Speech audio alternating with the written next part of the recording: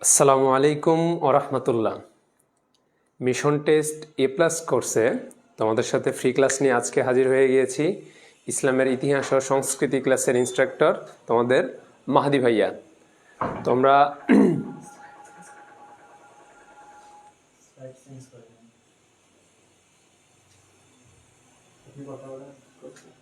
আচ্ছা, তোমরা কে কোথা থেকে দেখতেছো অতি দ্রুত জানায় দাও। আর তোমাদের যারা বন্ধুরা রয়েছে তাদেরকেও ক্লাসে নিয়ে চলে আসো। হ্যাঁ, যেহেতু অনেক প্রাণবন্ত একটা ক্লাস হবে, তোমাদের সকল সমস্যার সমাধান হয়ে যাবে ইনশাআল্লাহ এই ক্লাসের মাধ্যমে। হ্যাঁ, তোমাদের ইসলামের ইতিহাস আর সংস্কৃতির যে দ্বিতীয় পত্র রয়েছে তার মধ্যে অনেক গুরুত্বপূর্ণ একটা চ্যাপ্টার হচ্ছে আমাদের দ্বিতীয় অধ্যায়, যেটা হচ্ছে দিল্লি সালতানাত।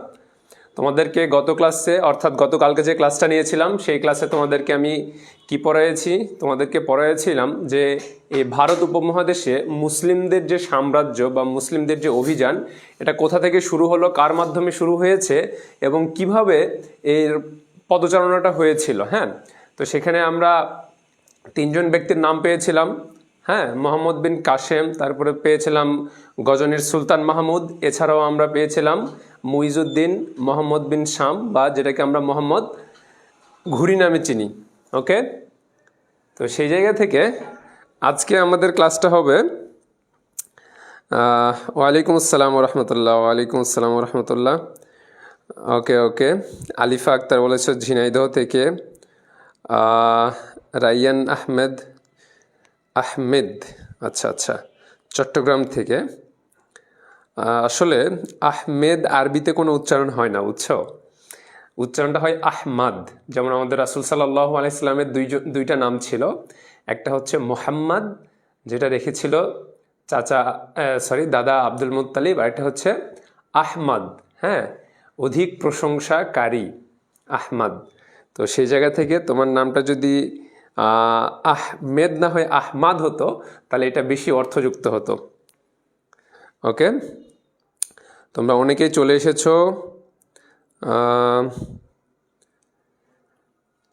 এমডি রাজীব বলতেছো লক্ষ্মীপুর থেকে, মাশাআল্লাহ, অনেক দূর থেকে আসো তুমি ভাইয়া। রোকসানা তিশা বগুড়া থেকে।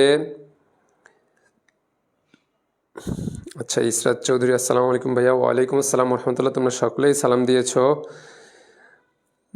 আচ্ছা, জাহান শাহ বলেছো মাত্র কলেজ থেকে আসলাম, এখনই ক্লাস। ভাইয়া, তোমাদের যেহেতু এটা 2 বছরের কোর্স, 2 বছরে তোমাদের পড়ার কথা ছিল ফার্স্ট পার্ট সেকেন্ড পার্ট, সেই জায়গা থেকে তোমাদের যদি আমরা 1 মাসে শেষ করায় দিই তাহলে 2 বছরের পড়াশোনা তো আর এতটুকু না। হ্যাঁ, বিশাল সমুদ্র, সেখান থেকে যতটুকু জিস্ট নেওয়া প্রয়োজন, যতটুকু না নিলেই নয় ততটুকু নিয়েই তোমাদের সামনে আমরা হাজির হয়েছি। সেই জায়গা থেকে তোমাদের একটু কষ্ট করতেই হবে ভাইয়া। হ্যাঁ, কষ্ট যদি না করো তাহলে এই অতি অল্প সময়ের মধ্যে তোমাদের যে আমরা টার্গেট দিয়েছি যে মিশন টেস্ট এ প্লাস কোর্স, যেটা আমাদের এই কোর্সের মাধ্যমে ফ্রি ক্লাস নেওয়া হচ্ছে, ইভেন হচ্ছে তোমাদের সেকেন্ড পার্ট যতগুলো সাবজেক্ট আছে সেকেন্ড পার্টের আমরা হচ্ছে কভার করে দিব 60 থেকে 70% ইনশাল্লাহ, যাতে করে তোমরা টেস্ট পরীক্ষায় খুব ভালোভাবে সম্পন্ন করতে পারো এবং ফাইনাল পরীক্ষায় খুব সাবলীলভাবে তোমরা পরীক্ষায় বসতে পারো বোর্ড এক্সামের জন্য। সেই জায়গা থেকে আমাদের এই প্রচেষ্টা আর কি। স্বর্ণা ইসলাম মাগুরা থেকে। রিশিতা সাদমান রাফসি, বাহ, চমৎকার নাম, চট্টগ্রাম থেকে। আচ্ছা, মীরা দাস, আমি ফেনী থেকে। ওকে ভাইয়া, বগুড়া থেকে।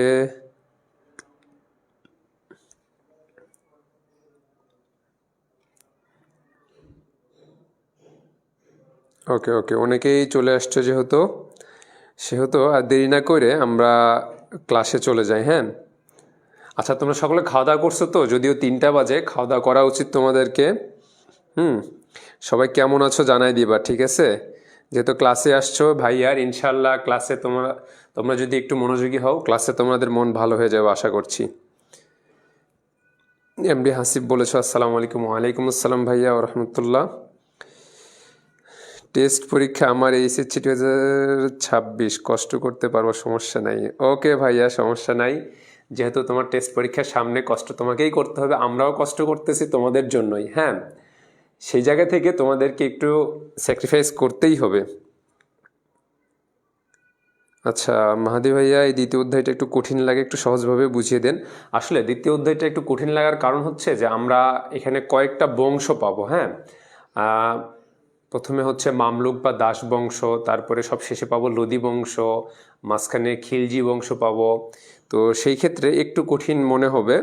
আশা করি স্লাইড ধরায় ধরায় তোমাদেরকে আমি দেখায় দিব ইনশাল্লাহ। যেহেতু যেহেতু স্লাইড আকারে পড়াবো সেহেতু সমস্যা হবে না আশা করা যায়। হ্যাঁ, ওকে, তো চলো ক্লাসে চলে যাই, সময় ক্ষেপণ না করাই ভালো সেই জায়গা থেকে। ওকে,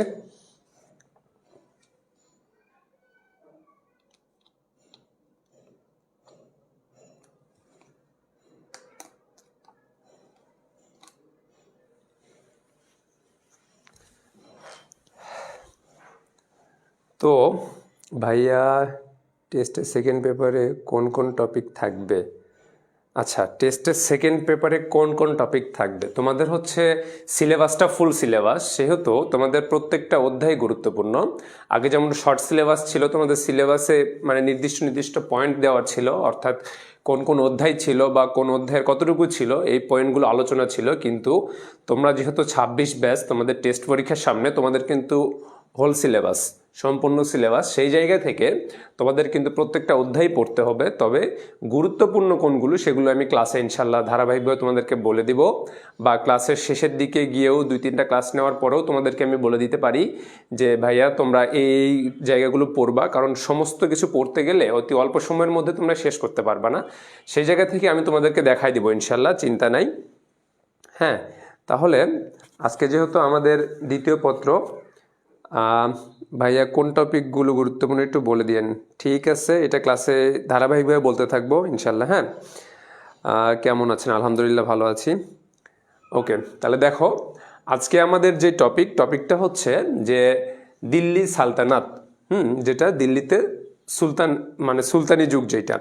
এর আগে আমরা যে প্রথম পত্র গতকালকে ক্লাসটা নিয়েছিলাম, প্রথম অধ্যায়ের যে গতকালকে যে ক্লাসটা নিয়েছিলাম, এই ক্লাসে তোমরা দেখেছো যে আমরা ভারত উপমহাদেশে, অর্থাৎ এই ভারতে মুসলমানদের যে বিজয় অভিযান, সর্বপ্রথম আমরা দেখি 712 খ্রিস্টাব্দে মোহাম্মদ বিন কাসেম এখানে সিন্ধুতে একটা বিজয় অভিযান পরিচালনা করেন, এবং এই সিন্ধুকে মানে মুসলিম সাম্রাজ্যের, অর্থাৎ মুসলিম সৈন্য দ্বারা, মুসলিম সেনাপতি দ্বারা বিজয়ী করার যেই মানে সৌভাগ্যটা, তার মাধ্যমে সেটা অর্জিত হয়।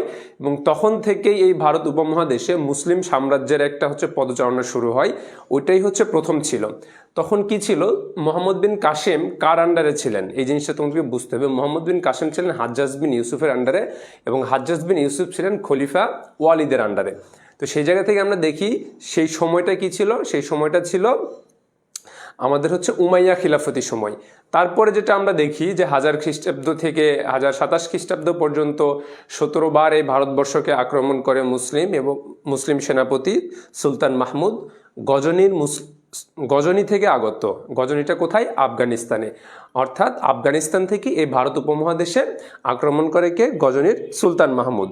সেই সুলতান মাহমুদ কি করেছিলেন? সুলতান মাহমুদ এই 17 বার আক্রমণ করেন, 17 বারই বিজয় লাভ করেন, এবং এর মধ্যে গুরুত্বপূর্ণ ছিল সোমনাথ মন্দির, যেটা তার 16তম বার আক্রমণ ছিল। এই অভিযানে তিনি অনেক স্বর্ণমুদ্রা, ধন সম্পদ নিয়ে এখান থেকে গজনিতে তিনি ট্রান্সফার করেন। এখানে একটা জিনিস দেখো যে তোমরা যেটা দেখলাম, তার পরবর্তীতে আসে কি মোহাম্মদ ঘুরি। মোহাম্মদ ঘুরি কোথায় ছিল? গজনির একটু পাশেই ছিল। সেই জায়গা থেকে কিন্তু এই ভারত উপমহাদেশে স্থায়ী যে মুসলিম সাম্রাজ্য প্রতিষ্ঠায় আমরা যে 3 জন সেনাপতির নাম শুনেছি, তাদের মাধ্যমে কিন্তু তৎকালীন সময়ে হয় নাই। কিন্তু আজকে আমাদের যে আলোচনাটা, এই আলোচনার অংশ থেকে আমরা জানব যে এই ভারত উপমহাদেশে সর্বপ্রথম স্থায়ী মুসলিম শাসন কে প্রতিষ্ঠা করেছিল এবং এটা কার মাধ্যমে শুরু হয়েছিল। সেই জায়গা থেকে আমরা কিন্তু এটা খুব ভালোভাবে আমাদেরকে ক্যাচ করতে হবে ব্রেনে, যাতে করে আমাদের এই সমস্যাটা না হয়। ওকে,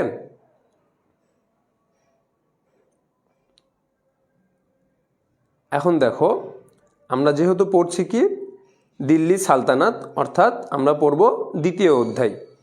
হ্যাঁ, এক মিনিট।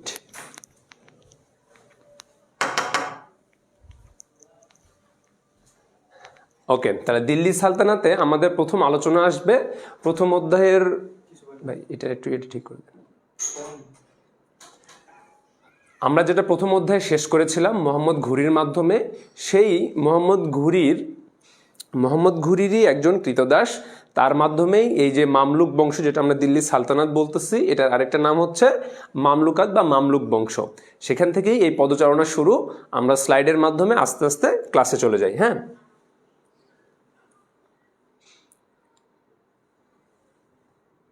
দেখো, এর আগে আমরা যেগুলো পড়েছি সেগুলো ছিল খলিফাদের আন্ডারে, অর্থাৎ হচ্ছে উমাইয়া খিলাফতের আন্ডারে। এখন আমরা পড়ব হচ্ছে সুলতানি শাসনামল, অর্থাৎ ভারত উপমহাদেশে সুলতানি শাসনামল।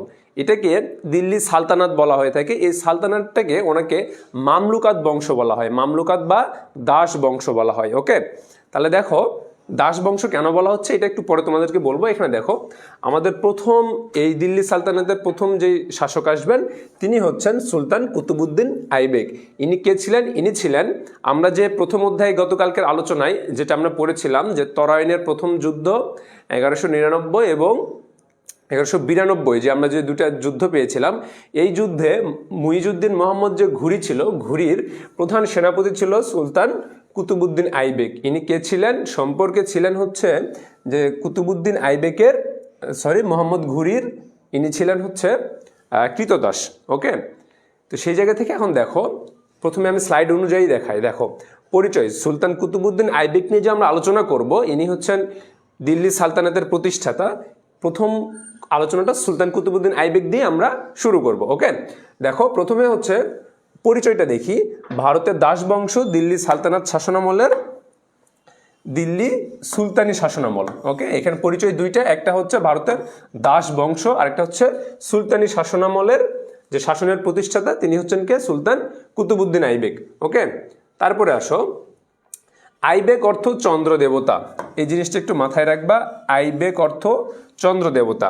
চন্দ্র দেবতা কেন বলা হচ্ছে? কুতুবউদ্দিন আইবেকের মূল যেটা জন্মভূমি সেটা হচ্ছে তুর্কিস্তান, হ্যাঁ তুরস্ক, যেটা বর্তমানে তুরস্ক।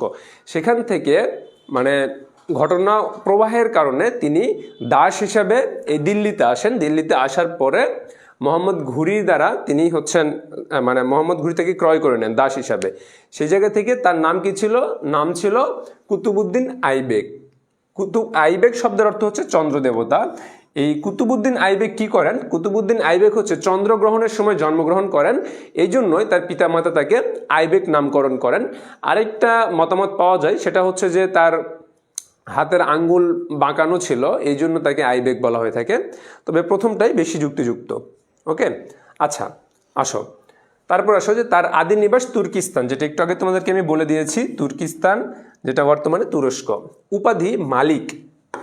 তোমরা এই উপাধিগুলো একটু মনে রাখবা, কারণ হচ্ছে যে যখনই তোমাদেরকে এমসিকিউ পার্টে আসবে তখন প্রশ্ন এইভাবে আসতে পারে, দিল্লি সালতানাতের কোন সুলতানের উপাধি ছিল মালিক?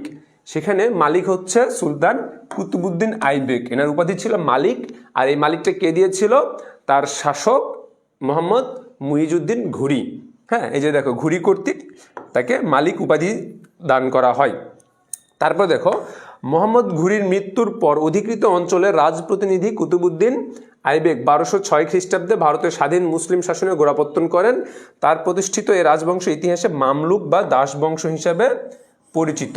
এখানে একটু গল্পের আকারে বলে নেই, যখন মোহাম্মদ ঘুরি তরাইনের দ্বিতীয় যুদ্ধে যখন এই ভারত উপমহাদেশে জয়লাভ করলো পৃথ্বীরাজ চৌহানের সাথে, সেখান থেকে তিনি কি করলেন?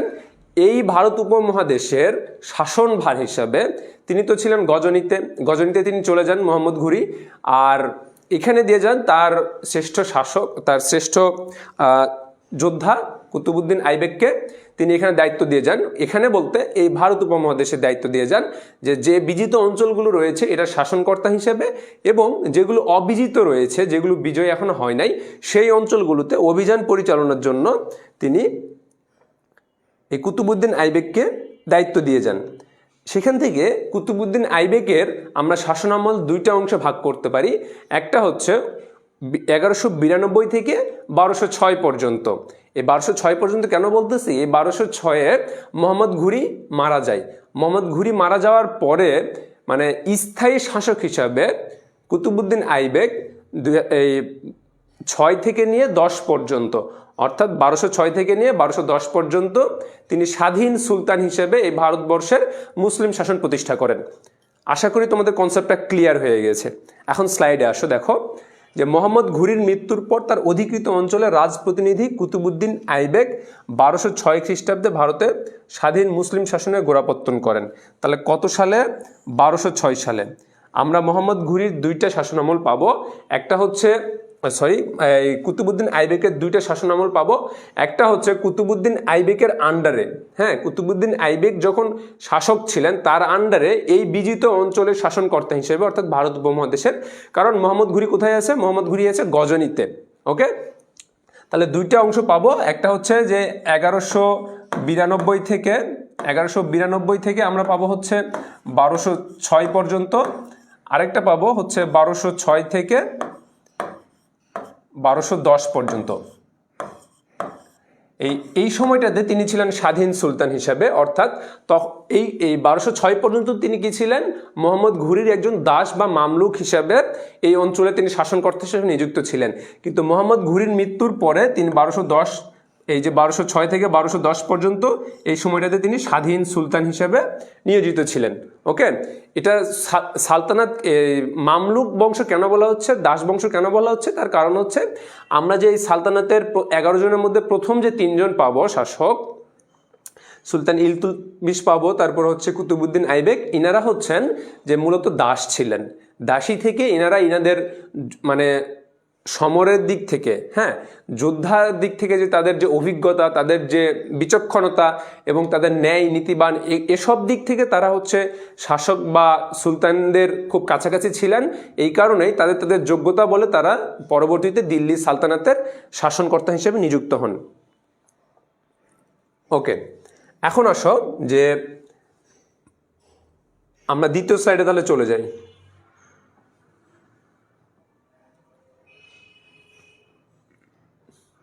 দেখো, যেটা বলছিলাম যে 1206 থেকে তিনি স্বাধীন শাসক হিসাবে নিযুক্ত ছিলেন। এখানে আরেকটা কথা যে মোহাম্মদ ঘুরির কোনো পুত্র সন্তান ছিলেন না। এই কারণেই পুত্র সন্তান না থাকার কারণেই তখন তার মৃত্যুর পরবর্তীতে এই ভারত উপমহাদেশের যে শাসন কার্য কে নিবে এই বিষয়ে তার কোনো হচ্ছে, যেহেতু বংশপরম্পরা ছিল না, সন্তান ছিল না, সেহেতু যোগ্যতা অনুযায়ী আমরা কুতুবউদ্দিন আইবেককে দেখি যে দিল্লির সালতানাতের তিনি প্রতিষ্ঠা করেন। ওকে, দেখো 1206 খ্রিস্টাব্দে 24 জুন সুলতান উপাধি গ্রহণ করেন। সুলতান উপাধি গ্রহণ করে দিল্লির সিংহাসনে আরোহণ করেন। তার প্রতিষ্ঠিত এই দাস বংশ 1206 থেকে 1290 পর্যন্ত। তাহলে আমরা দেখব যে 1206 থেকে 1290 পর্যন্ত এই অংশটা কি অংশ? দিল্লি সালতানাত, যেটা হচ্ছে আমরা মামলুক বংশ বলতে পারি বা সালতানাত বলতে পারি। তো মামলুক নিয়ে অনেক কথা রয়েছে, কারণ 11 জন যে শাসক আমরা পাবো, 11 জনের মধ্যে মাত্র 3 জন ছিল দাস। এই কারণে অনেকে এটাকে মামলুক বংশ বলতে চায় না। তবে হিস্ট্রিতে, ইতিহাসে যেহেতু কোনো দাস থেকে নেতা হওয়া বা দাস থেকে শাসক হওয়ার যেহেতু খুব একটা আমরা ইতিহাস পাই না, এই কারণেই এই 3 জনের বদৌলতে এই শাসনামলটাকে অনেকেই মামলুক বংশ হিসাবে আখ্যায়িত করতে চায়। ওকে, তাহলে দেখো, যেটা একটু আগে তোমাদেরকে বলছিলাম, এখানে দেখো যে তারপর দুইটা পর্ব। একটা হচ্ছে 92 থেকে 6, এই অংশটা তিনি কি ছিলেন? এই অংশটা তিনি দাস ছিলেন। আর এই অংশটাতে গিয়ে তিনি স্বাধীন হন, স্বাধীন শাসক হিসেবে তিনি দিল্লি সালতানাতে অধিভুক্ত হন। তিনি কি করেন?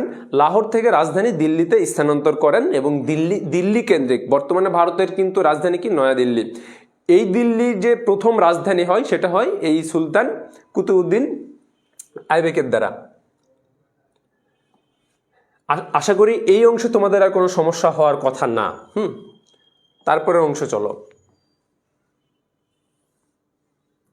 কুতুবউদ্দিন আইবেকের কৃতিত্ব, অর্থাৎ আমরা যেহেতু কুতুবউদ্দিন আইবেক পড়ছি, তাহলে এই কুতুবউদ্দিন আইবেকের অবশ্যই আমাদের কৃতিত্ব জানতে হবে, তার সম্পর্কে আমাদের জানতে হবে। আসো কৃতিত্বগুলো কি কি একটু দেখি। স্বাধীন দিল্লি সালতানাত এবং দাস বংশের প্রতিষ্ঠাতা। স্বাধীন দিল্লি সালতানাত, এখানে যে স্বাধীন কথাটা রয়েছে, এই স্বাধীন কথাটা কেন রয়েছে তোমাদের একটু আগেই বলে দিয়েছি। 1206 খ্রিস্টাব্দে মোহাম্মদ ঘুরির মৃত্যুর পরে তিনি একজন স্বাধীন শাসক হিসাবে তিনি কি করেন, দিল্লির সালতানাতে সুলতান হিসেবে অধিষ্ঠিত হন। এই কারণেই তাকে দিল্লির সালতানাত এবং দাস বংশের প্রতিষ্ঠা বলা হয়, কারণ তিনি যেহেতু দাস হিসেবেই এই ভারত উপমহাদেশে ছিলেন, এই কারণেই তাকে দাস বংশের প্রতিষ্ঠাতা বলা হয়। তার যে গুণ আমরা বলতেছি যে কুতুবউদ্দিন আইবেকের কৃতিত্ব, তার মধ্যে তিনি ছিলেন সুদক্ষ সেনানায়ক। সুদক্ষ সেনানায়ক কেন বলা হচ্ছে, কারণ হচ্ছে মোহাম্মদ ঘুরি রাজা পৃথ্বীরাজ চৌহানের সাথে তরাইনের প্রথম যুদ্ধ এবং দ্বিতীয় যুদ্ধ যে পরিচালনা করেন, সেখানকার তার প্রধান সেনানায়ক ছিলেন এই কুতুবউদ্দিন আইবেক। ওকে, শ্রেষ্ঠ শাসক এই কারণেই বলা হচ্ছে কারণ তিনি এই ভারত উপমহাদেশে দিল্লি থেকে শুরু করে এই নিম্নাঞ্চল, যেটা ভারতের যেটা উত্তরাঞ্চল রয়েছে, উত্তরাঞ্চল এবং নিম্নাঞ্চল, এই অঞ্চলগুলোতে মোহাম্মদ ঘুরির নির্দেশক্রমে এগুলো সবগুলোই বিজিত এলাকার অন্তর্ভুক্ত করেন, মুসলিম সাম্রাজ্যভুক্ত করেন। ওকে, তারপরে দেখো যে শিক্ষা, শিল্প, সংস্কৃতির পৃষ্ঠপোষক, এটা এই কারণেই বলা হয় যে কারণ তিনি যখন কুতুবউদ্দিন আইবেক যখন এই সালতানাতে আসেন, তখন তিনি মুসলিম যারা লেখক ছিলেন বা মুসলিম চিন্তা গবেষক ছিলেন, তাদেরকে তিনি একটা স্বাধীন একটা প্লেস দিয়েছিলেন, ফ্লোর দিয়েছিলেন, যে আপনারা স্বাধীন মতো জ্ঞান চর্চা করবেন। এই কারণে তাকে যে শিল্প এবং সংস্কৃতির পৃষ্ঠপোষক বলা হয়। আরেকটা বিষয় দেখো যে তার যে শিল্পকলার মধ্যে এই যে কুতুব মিনার যেটা আমরা পাবো, একাধিক কোশ্চেন একাধিকবার এসেছে। তিনি যখন এই তরাইনের প্রথম যুদ্ধ যখন শেষ হলো, তারপরে তিনি দিল্লিতে কুতুব মিনার স্থাপন করার সিদ্ধান্ত নেন। হ্যাঁ, কুতুব মিনার এটা কোথায়, দিল্লিতে। এই জিনিসটা তোমরা মাথায় রাখবে, এটা এমসিকিউতে আসবে যে কুতুব মিনার কোথায় অবস্থিত, উত্তর হচ্ছে দিল্লিতে। দিল্লির কুয়াতুল ইসলাম মসজিদের নাম কি, কুয়াতুল ইসলাম, এটা কোথায়, দিল্লিতে। এবং আজমিরের আড়াই দিন কা ঝোপড়া, হ্যাঁ, আড়াই দিন মানে কি বুঝায়, 2 দিন আর আরেক দিনের অর্ধেক, আড়াই দিনকার ঝোপড়া মসজিদের প্রতিষ্ঠা করেন। তাহলে আমরা 2টা মসজিদ পাচ্ছি, একটা হচ্ছে মিনার পাচ্ছি। মিনারের নাম হচ্ছে কুতুব মিনার, কোথায় অবস্থিত, দিল্লিতে অবস্থিত। কে এটা করেন, কুতুবউদ্দিন আইবেক এটার স্থাপনার কাজ শুরু করেন। আরেকটা পাচ্ছি আমরা কুয়াতুল ইসলাম মসজিদ, আরেকটা পাবো হচ্ছে আড়াই দিনকা ঝোপড়া মসজিদ। এই 2টা মসজিদ কে নির্মাণ করেন কুতুবউদ্দিন আইবেক। মৃত্যুটা দেখো, তার মৃত্যুটা একটু রহস্যজনক এবং হচ্ছে কিছুটা, কুতুবউদ্দিন আইবেকের মৃত্যুটা কিছুটা হচ্ছে মানে হৃদয় বেদারক। কিরকম দেখো, 1210 খ্রিস্টাব্দে লাহোরের চৌগান বা পলো, এটা এক ধরনের হচ্ছে ঘোড়দৌড় খেলা। হ্যাঁ, এক ধরনের ঘোড়দৌড় খেলা। এই খেলার সময় ঘোড়ার পিঠ থেকে আকস্মাৎ তিনি পড়ে যাওয়ার ফলে তিনি আহত হন এবং তার কিছুদিন পর তিনি অসুস্থ অবস্থায় মৃত্যুবরণ করেন। তাহলে কিভাবে মারা গেছে, যদি তোমাদের সিকিউ অংশে আসে যে প্রথম একটি স্বাধীন সাম্রাজ্য প্রতিষ্ঠা করেন একজন শাসক, ইভেন তিনি ছিলেন দাস হিসাবে একটা ভূখণ্ডে গমন করে সেখানে তিনি একটা স্বাধীন মামলুকাত বা স্বাধীন একটা রাজবংশ প্রতিষ্ঠা করেন এবং রাজবংশ প্রতিষ্ঠা করে কৃতিত্বের সাথে পরিচালনা করেন। অবশেষে তিনি ঘোড়ার পিঠ থেকে পড়ে গিয়ে মারা যান।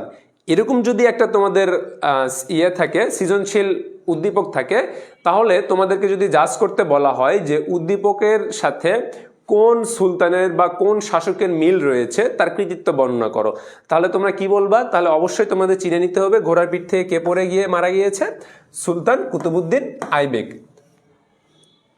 তোমাদের কিন্তু এইভাবেই কিন্তু তোমাদের সিকিউ অংশটা কিন্তু এইভাবেই উদ্দীপক আকারে দেওয়া হয়ে থাকে। হ্যাঁ, নির্দিষ্ট কিছু অংশ দেওয়া থাকবে, যেমন কুতুব মিনারের কথা থাকতে পারে, কিংবা ঘোড়া থেকে পড়ে গিয়ে মারা গিয়েছেন, কিংবা দাস হিসাবে একটা সাম্রাজ্য প্রতিষ্ঠা করেছেন, একটা স্বাধীন শাসনামল প্রতিষ্ঠা করেছেন। এই জিনিসগুলো তোমাদের মাথায় রাখতে হবে ক্ষুদ্র আকারে, না হলে কিন্তু তোমরা যখন এই উদ্দীপক দেখবা, উদ্দীপকের সাথে যখন শাসককে মিলাতে বলবে, তখন তোমরা মিলাতে পারবে না।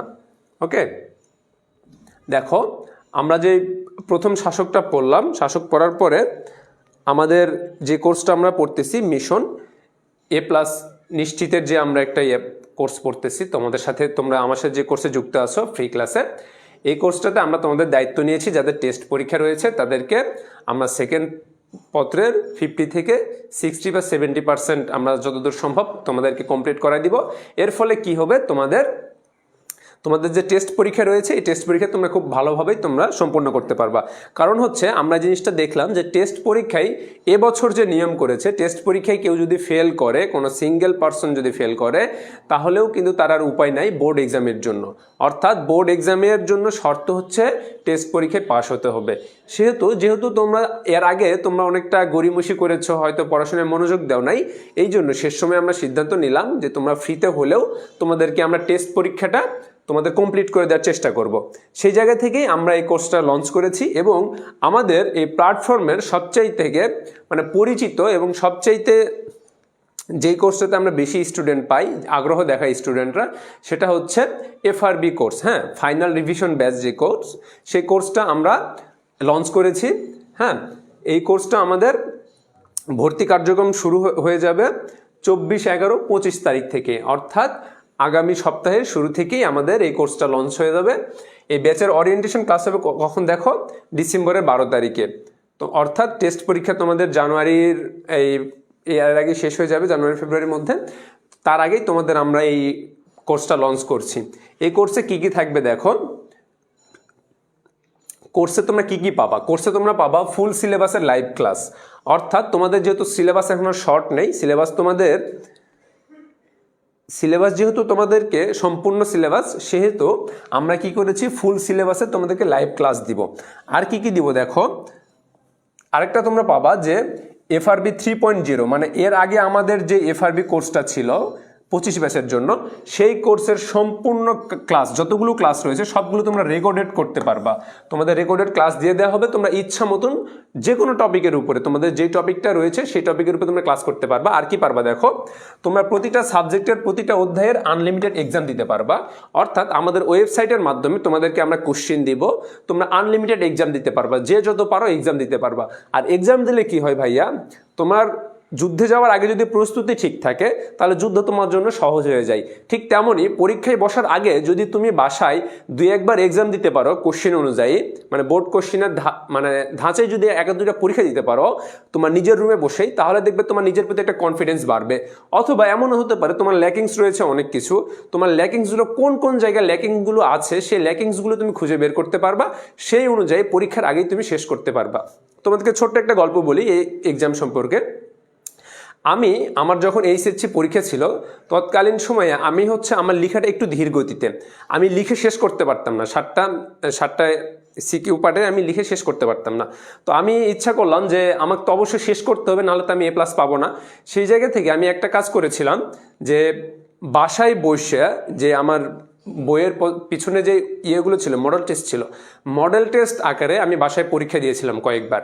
ইভেন তোমরা হয়তো শুনে অবাক হয়ে যাবা যে এর আগে আমি আমার 7টা মানে সিকিউ পার্ট আমি কখনোই সম্পূর্ণ শেষ করতে পারি নাই, বা মন মতো শেষ করতে পারি নাই। হ্যাঁ, শেষ করলেও হয়তো উপস্থাপনা বা উপসংহার দিয়ে শেষ করতে পারি নাই।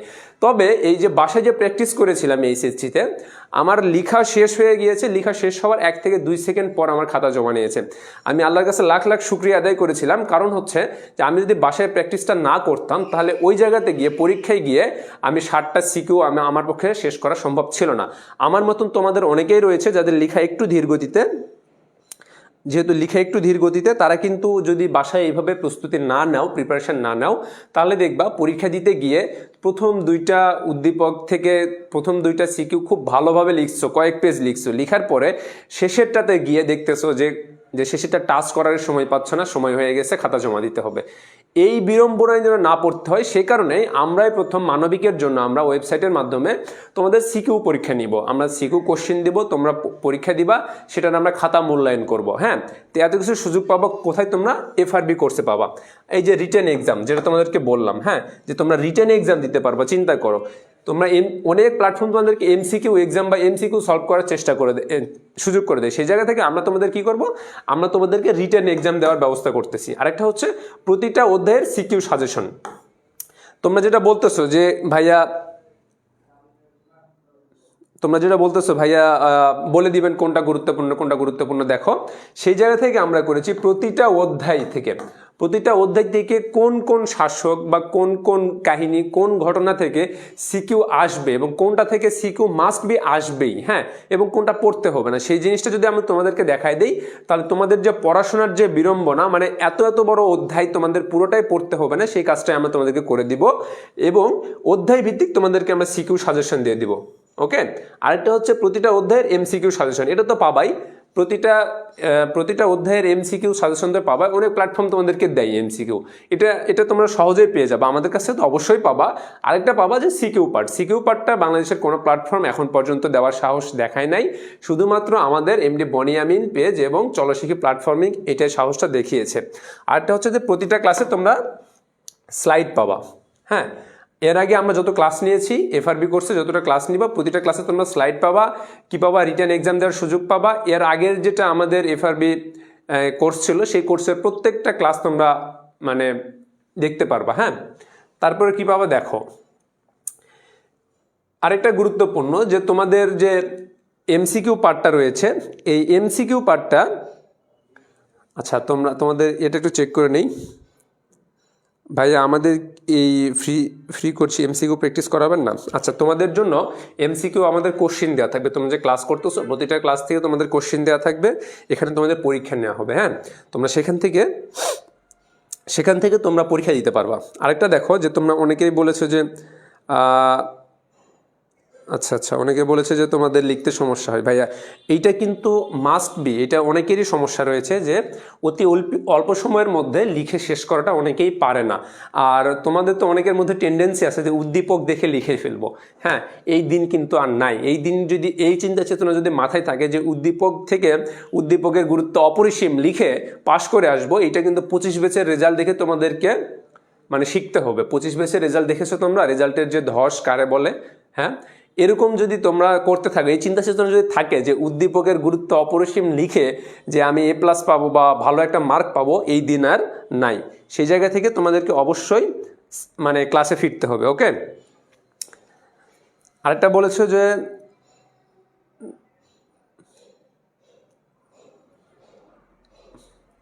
আচ্ছা ওকে, আর কি পাবা দেখো যে 2016 থেকে 2025 সাল পর্যন্ত 2016 থেকে 2025 সাল পর্যন্ত কি পাবা দেখো, 25 সাল পর্যন্ত সমস্ত পরীক্ষা যেগুলো বোর্ড পরীক্ষা রয়েছে, 2016 থেকে 2025 পর্যন্ত যতগুলো বোর্ড এক্সাম হয়েছে সেই বোর্ড এক্সামের কোশ্চিন তোমাদেরকে সলভ করে দেওয়া হবে। কোথায়? লাইভ ক্লাসের মাধ্যমে তোমরা প্রশ্ন করতে পারবা এবং সম্পূর্ণ লাইভ ক্লাসের মাধ্যমে দেখতে পারবা, তোমাদের সব ক্লাস এখানে সলভ করে দেওয়া হবে, সমস্ত প্রশ্ন।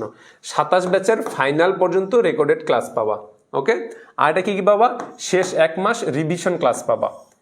এই এফআরবি কোর্সের মাধ্যমে কি পাবা, শেষ 1 মাস তোমরা রিভিশন ক্লাস পাবা। আরেকটা কি পাবা, কম্বো অথবা বান্ডেল কোর্সে ভর্তি হলে আকর্ষণীয় গিফট। কম্বো অথবা যদি তোমরা এই বান্ডেল কোর্সে ভর্তি হও, বান্ডেল কোর্সে যদি ভর্তি হও তাহলে তোমাদের জন্য আকর্ষণীয় গিফট তো থাকবেই এবং তোমাদের জন্য থাকবে ডিসকাউন্ট, 50% পর্যন্ত ডিসকাউন্ট থাকবে। তারপরে দেখো যে সর্বাক্ষণিক যেটা মেন্টরশিপ। ওকে, মেন্টরশিপ বলতে আমাদের প্ল্যাটফর্মে যারা আমরা আছি টিচাররা, তোমরা সার্বক্ষণিক আমাদের সাথে যুক্ত থাকতে পারবা এবং তোমাদের সমস্ত সমস্যা আমাদেরকে বলতে পারবা, আমরা তোমাদেরকে সার্বক্ষণিক যে সলভ করে দেওয়ার যে জায়গাটা, সেই জায়গাতে আমরা থাকবো। ওকে, তারপরে আসো যে স্পেশাল গাইডলাইন, এটা তো থাকবেই এবং পরীক্ষার আগে মেগা সিকিউ সলভ, তোমাদের যেটা এমসিকিউ বললাম যে এমসিকিউ সলভ করে দিব, এর পাশাপাশি যে সিকিউ যে সলভ রয়েছে, অর্থাৎ সিকিউ উদ্দীপক দেখে তোমাদের যে রিলেট করতে হবে এবং কোন কোন টপিকগুলো উদ্দীপকের আকারে সাজাতে হবে, সেই জিনিসগুলো তোমাদেরকে একটু শিখিয়ে দিব যাতে করে তোমাদের পরীক্ষায় আর সমস্যা না হয়। তাহলে এত কিছু পেয়ে যাবা তোমরা এফআরবি কোর্সে আমাদের মাধ্যমে 4.0 কোর্সে। ওকে, তাহলে এখন দেখে নাও তোমরা শুধু হচ্ছে যে এফআরবি কোর্সের যেই যেহেতু এটা পেইড কোর্স, এটাতে ভর্তির যে কত টাকা ফি লাগবে এটা একটু দেখে নাও। যে দেখো বাংলা ইংলিশ এবং আইসিটির যে কম্বো কোর্স, এটাতে প্রথম 1000 জন তোমরা 50% ডিসকাউন্টে 2250 টাকায় পাবা এবং পরবর্তী সবার জন্য এই ডিসকাউন্টটা 10% কমে যাওয়ার কারণে তোমাদের কোর্সটা কিনতে হবে 2700 টাকা দিয়ে। এবং কম্পালসারি যে ইন্ডিভিজুয়াল কোর্স, এখানে প্রথম 1000 জন পাবে 50% ডিসকাউন্টে 1250 টাকায়। এখানে প্রথম 1000 জন সবসময় 50% ডিসকাউন্ট পাচ্ছে। আরেকটা হচ্ছে পরবর্তী সবার জন্য থাকবে, সেটা 10% লেস হবে ডিসকাউন্টের ক্ষেত্রে, সেটার পড়বে হচ্ছে 1500 টাকা। আর এটা দেখো গ্রুপ সাবজেক্ট কোর্সের ক্ষেত্রে কি হবে, প্রথম 1000 জন পাবে, এটা প্রতিবারই কিন্তু 1000 জন, প্রথম 1000 জনের জন্য আমাদের 50% ডিসকাউন্ট থাকতেছে, সেই জায়গা থেকে তোমরা পাবো 2500 টাকা এবং পরবর্তী সবার জন্য এটা 3000 টাকা হয়ে যাবে। ইন্ডিভিজুয়াল গ্রুপ সাবজেক্ট কোর্স যেটা, সেখানে প্রথম 1000 জন তোমরা পাচ্ছ, এটা 50% ডিসকাউন্টে কি পাবা 1000 টাকায় এবং পরবর্তী জন পাবা তোমরা 1500 টাকায়। আর সবচেয়ে গুরুত্বপূর্ণ যেটা আমাদের বান্ডেল কোর্স, এই কোর্সে ম্যাক্সিমাম ছেলেপেলে ভর্তি হয়। হ্যাঁ, এখানে যেহেতু সব সাবজেক্ট পাওয়া যাবে একসাথে, এই কারণেই এই বান্ডেল কোর্সে সবাই যেহেতু ভর্তি হয়, এখানে কত টাকা দেখো, এই বান্ডেল কোর্সের প্রথম 1000 জন এখানে কত পার্সেন্ট ডিসকাউন্ট পাচ্ছে দেখো, 60% ডিসকাউন্ট পাচ্ছে। শুধুমাত্র বান্ডেল কোর্সের জন্য তোমাদেরকে 60% ডিসকাউন্ট দেওয়া হয়েছে। আচ্ছা, আমি 6টা লিখে, ওকে প্রিন্স বর্ষা বলেছে আমি 6টা লিখতে পারি, কিন্তু লিখতাম না, বসে থাকতাম টাইম লস করার এক্সাম হলে। ওকে তোমাদের এই সমস্যাটা অনেকের আছে, বুঝছো, যে তোমরা মনে করো যে শেষ করব কিন্তু শেষ করতে পারো না। সেই জায়গা থেকে তোমাদেরকে অবশ্যই কিন্তু প্রস্তুতি গ্রহণ করতে হবে। সেই প্রস্তুতির জায়গাটাই আমরা এই FRB 4.0 কোর্সে আমরা দিচ্ছি। ওকে, আমাদের সবচাইতে বেশি স্টুডেন্ট যে কোর্সটাতে ভর্তি হয় সেটাই হচ্ছে আমাদের বান্ডেল কোর্স। এই বান্ডেল কোর্সে দেখো, শুধুমাত্র বান্ডেল কোর্সে আমরা দিচ্ছি 60% ডিসকাউন্ট প্রথম 1000 জনকে, সেটা কত 3800 টাকায়, এবং পরবর্তী সবার জন্য থাকবে সেটা 55% ডিসকাউন্ট হয়ে যাবে, সেই জায়গাতে তোমরা পাবা 4275 টাকায়। ইভেন এই বান্ডেল কোর্সে যে প্রথমে যারা 100 জন থাকবে তাদের জন্য একটা গিফট হ্যাম্পারও থাকবে এবং তোমাদের বাসায় পৌঁছে দেওয়া হবে ইনশাল্লাহ। ওকে, তাহলে আমরা FRB 4.0 কোর্স সম্পর্কে জেনে নিলাম। এখন আসো আমরা স্লাইডে চলে যাই। দেখো, সুলতান কুতুবউদ্দিন আইবেকের পরে যেহেতু তিনি ঘোড়দৌড়ের মাধ্যমে ঘোড়ায় চড়ে যে মারা গেলেন, মারার পরবর্তীতে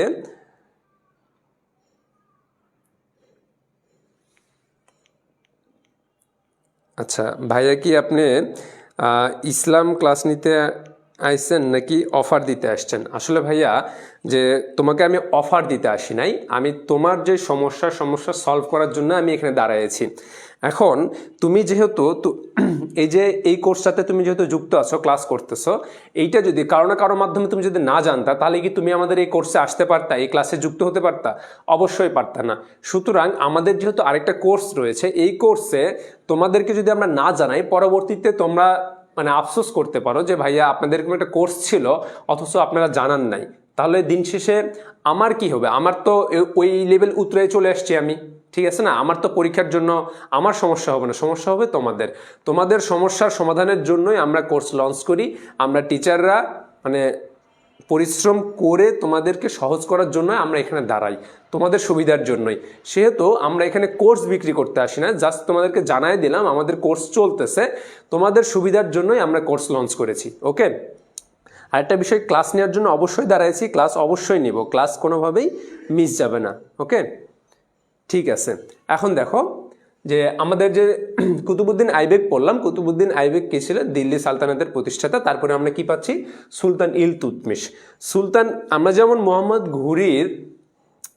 ঘুরির যেমন আমরা দাস হিসেবে পেয়েছিলাম কাকে? কুতুবউদ্দিন আইবেককে। ঠিক তেমনই সুলতান ইলতুৎমিশও ছিলেন তুর্কিস্তানের অধিবাসী, তিনিও ছিলেন কুতুবউদ্দিন আইবেকের দাস স্বরূপ। দেখো জন্ম কোথায়, সুলতান ইলতুৎমিশের জন্ম কোথায় দেখো? তুর্কিস্তানের। তার গোত্রের নাম ছিল ইলবারি গোত্র। তুর্কিস্তানের ইলবারি গোত্রে জন্ম। তারপরে দেখো যে প্রকৃতপক্ষে তিনি একজন দাস ছিলেন, যেটা একটু আগেই তোমাদেরকে বললাম আমি, একটু আগে তিনি দাস ছিলেন।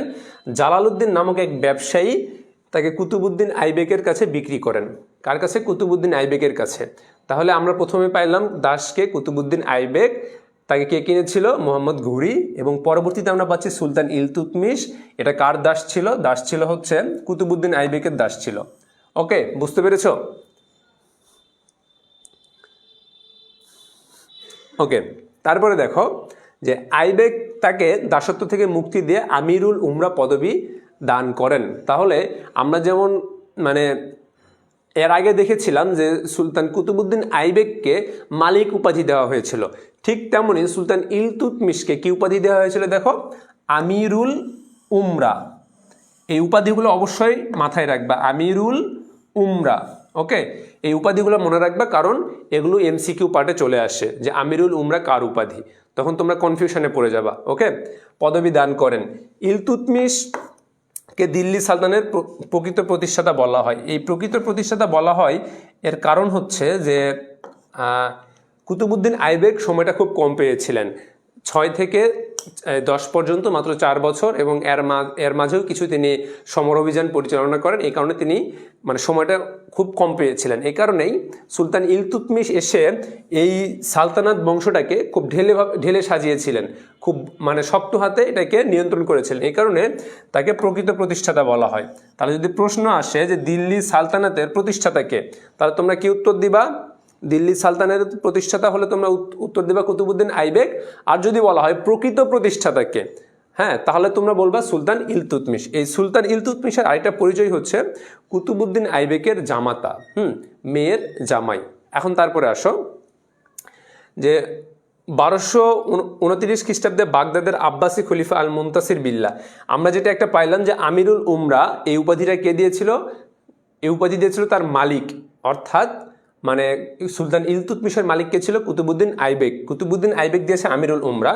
আরেকটা আমরা পাবো যে তার উপাধিতে 1229 খ্রিস্টাব্দে বাগদাদের খলিফা, অর্থাৎ আব্বাসীয় খলিফা। প্রথম অধ্যায় যদি আমরা যদি পড়ো তাহলে উমাইয়া খিলাফতের পরে কি পাবা? আব্বাসী খিলাফত। সেই আব্বাসী খিলাফতের খলিফা আল মুনতাসির বিল্লাহ। আল মুনতাসির তাকে সুলতানি আজম উপাধি দেন। দেখো,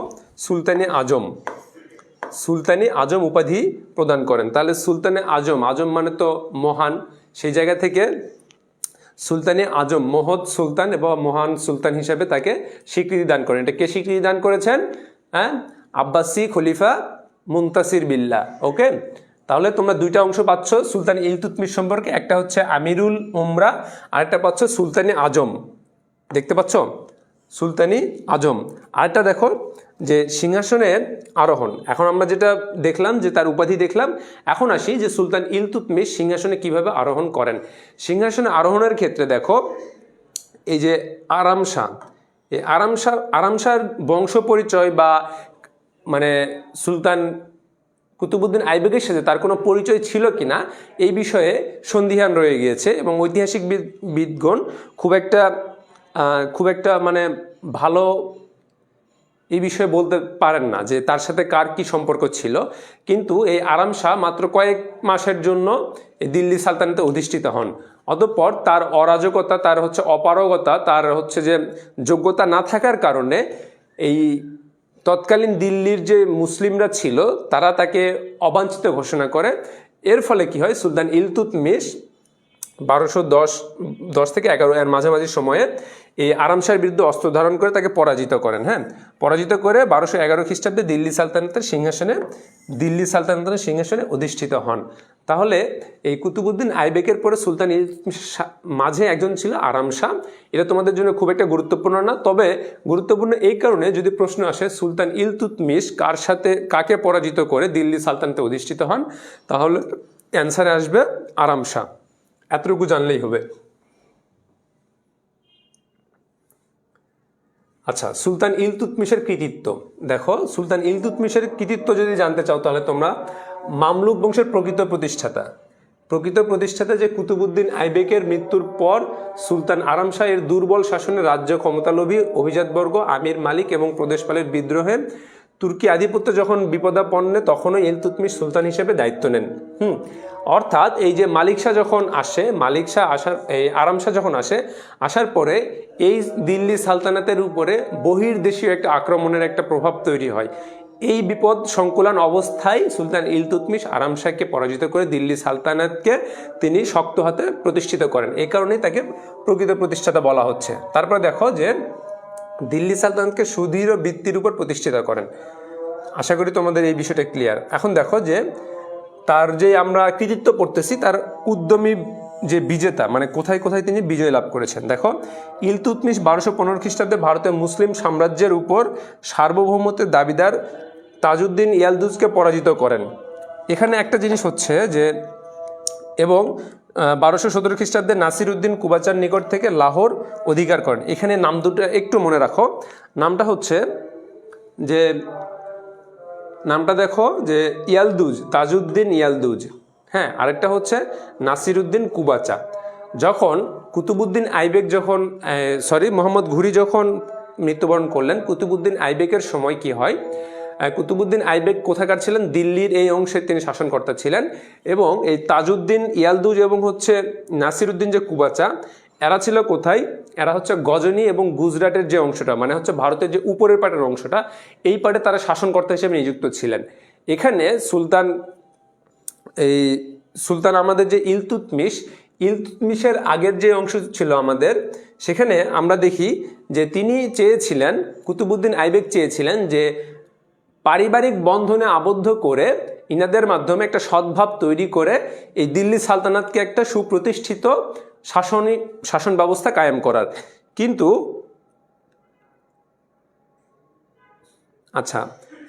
কিন্তু এই শুধুমাত্র সুলতান ইলতুৎমিশ হচ্ছে কুতুবউদ্দিন আইবেকের জামাতা হলেও এরা বিশেষ করে হচ্ছে এই যে তাজউদ্দিন ইয়ালদুজ এবং হচ্ছে নাসিরউদ্দিন কুবাচা, এরা কি করে, এরা হচ্ছে সুলতানের মানে বিরোধীচারণ করেন। এতে করে কি হয় যে এই দিল্লি সালতানাতের উপরে একটা অশনি সংকেত দেখা দেয়।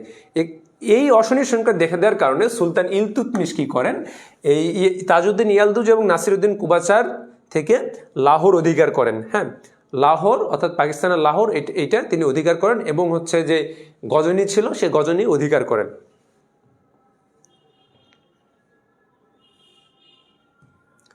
এখন দেখো যে মঙ্গলের যে চেঙ্গিস খান ছিল, সেই চেঙ্গিস খান কিন্তু এই ভারতীয় উপমহাদেশের উপরে একটা হচ্ছে থাবা দেওয়ার চেষ্টা করেছিল, কিন্তু এই মানে চেঙ্গিস খান তো একজন দিগ্বিজয়ী সেনা ছিলেন, সেই জায়গা থেকে এই চেঙ্গিস খানকে প্রতিহত করে সুলতান ইলতুৎমিশ। এই কারণেই কিন্তু মূলত তাকে প্রকৃত প্রতিষ্ঠাতা বলা হয়। আর কি দেখো যে মঙ্গল ভীতি দূর করে পশ্চিম ভারতে দিল্লির নিয়ন্ত্রণ প্রতিষ্ঠা করেন।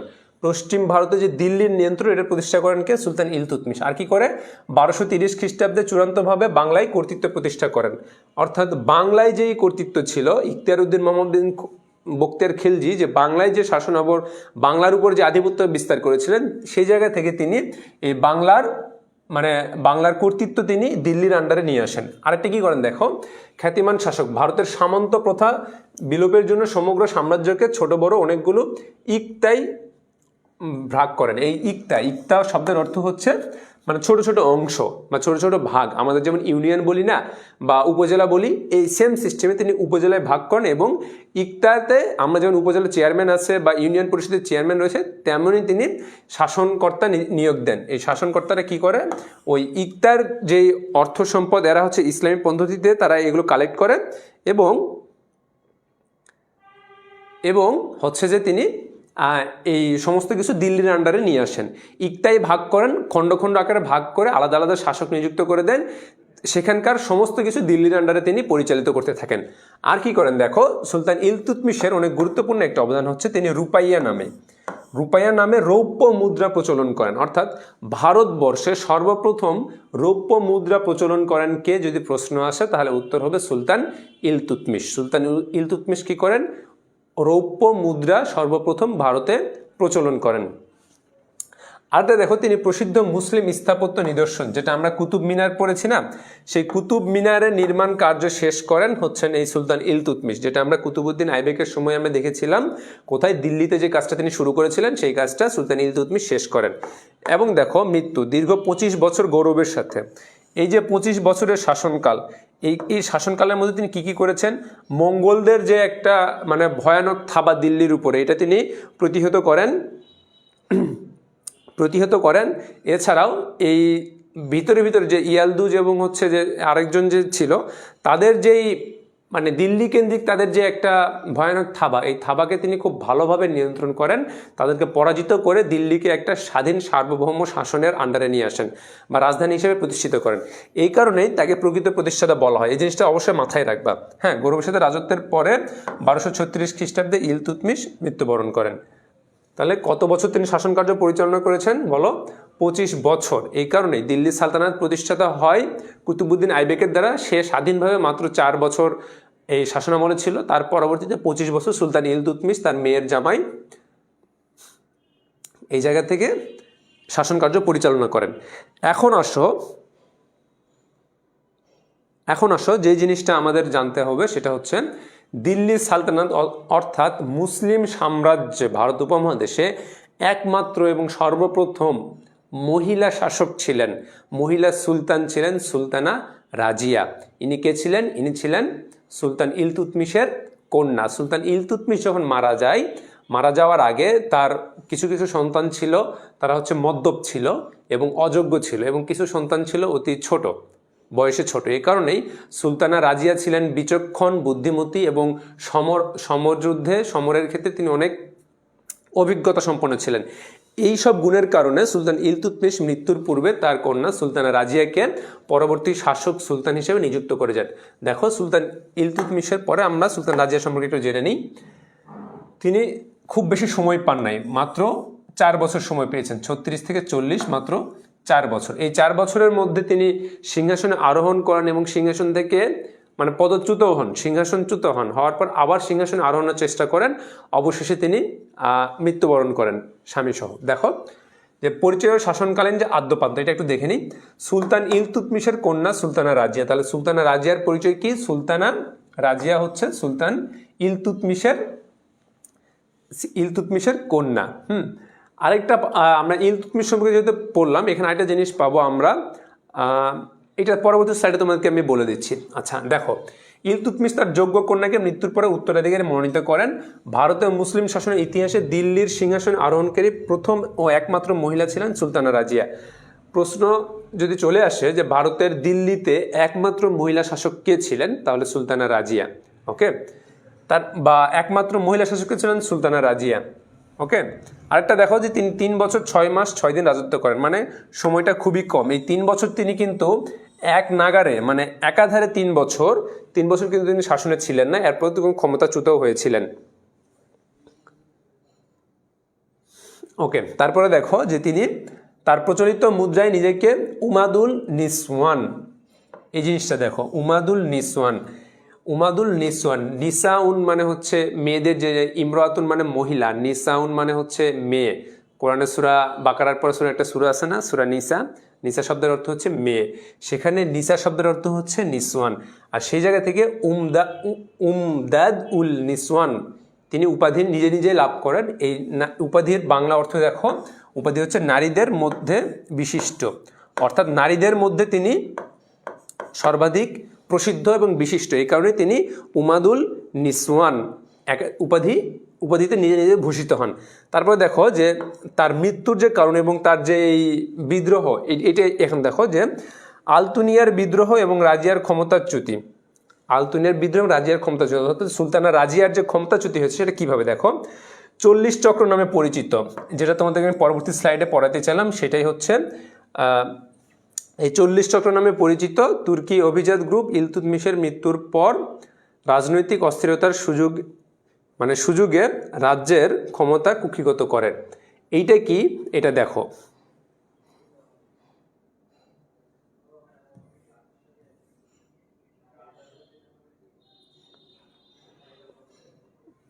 আচ্ছা 1 মিনিট, তোমাদেরকে আমি এটা বলতেছি যে সুলতানা রাজিয়ার যেটা আমরা দেখব যে তিনি তার যে শাসন ক্ষমতা যে শেষ হয়ে যায় বা পদচ্যুতি হয়, সেটা কি কারণে? কারণটা হচ্ছে দেখো যে সুলতান ইলতুৎমিশ কি করেছিলেন,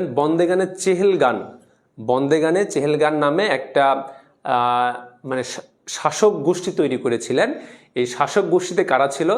যারা তুর্কি থেকে আগত, অর্থাৎ তুরস্কের যে তৎকালীন তুর্কিস্তান থেকে যারা আগত ছিল, এই তুর্কিস্তান থেকে আগত যারা দাস ছিল, এই দাসদেরকে 40 জন দাস নিয়ে তিনি একটা কমিটি গঠন করেছিলেন।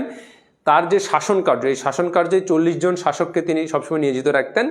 এদেরকে মানে তিনি ভাতা প্রদান করতেন। এরা কি করত? সুলতানের শাসন কার্যে এরা সহায়তা করত এবং সুলতানকে বুদ্ধি পরামর্শ দিত।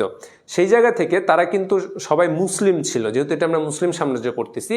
সেই জায়গা থেকে আমরা দেখতে পাই সুলতানা রাজিয়া যখন সিংহাসনে আসলেন, সুলতানা রাজিয়ার পরাজয়ের কয়েকটা কারণ রয়েছে। কারণটা যদি আমি স্লাইডে আনতে পারি নাই, তবে আমি মুখে বলে দিই। স্লাইডে কয়েকটা কারণ রয়েছে, তার মধ্যে একটা হচ্ছে যে তিনি পর্দা করা ফরজ ছিল, মুসলমান মেয়েদের জন্য, পুরুষদের জন্য ফরজ, কিন্তু মুসলিম মেয়েদের জন্য তো পুরো অবয়ব ঢেকে রাখা ফরজ। সেই জায়গা থেকে সুলতানা রাজিয়া পুরুষদের পোশাক পরে ওপেন প্লেসে সিংহাসনে আরোহণ করতেন এবং সিংহাসন থেকে সিদ্ধান্ত গ্রহণ করতেন। আরেকটা কি করতেন, তিনি পুরুষদের পোশাক গ্রহণ করতেন। আরেকটা কি করতেন, তিনি সমর যুদ্ধে মানে অ্যাজ এ মহিলা হিসাবে তিনি তাকে মহিলা মনে করতেন না, তিনি পুরুষদের মতন পোশাক করেই সমর যুদ্ধের প্রথম ফ্রন্ট লাইনে তিনি দাঁড়াতেন।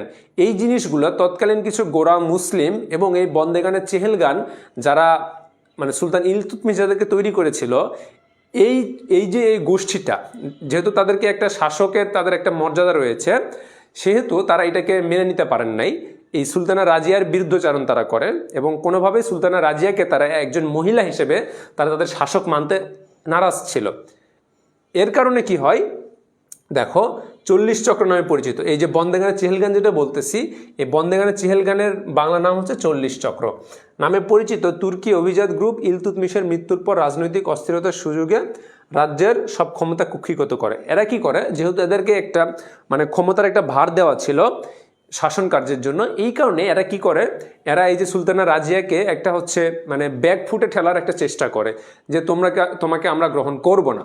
সেই জায়গা থেকে সুলতানা রাজিয়ার পরাজয় বরণ করতে বাধ্য হন।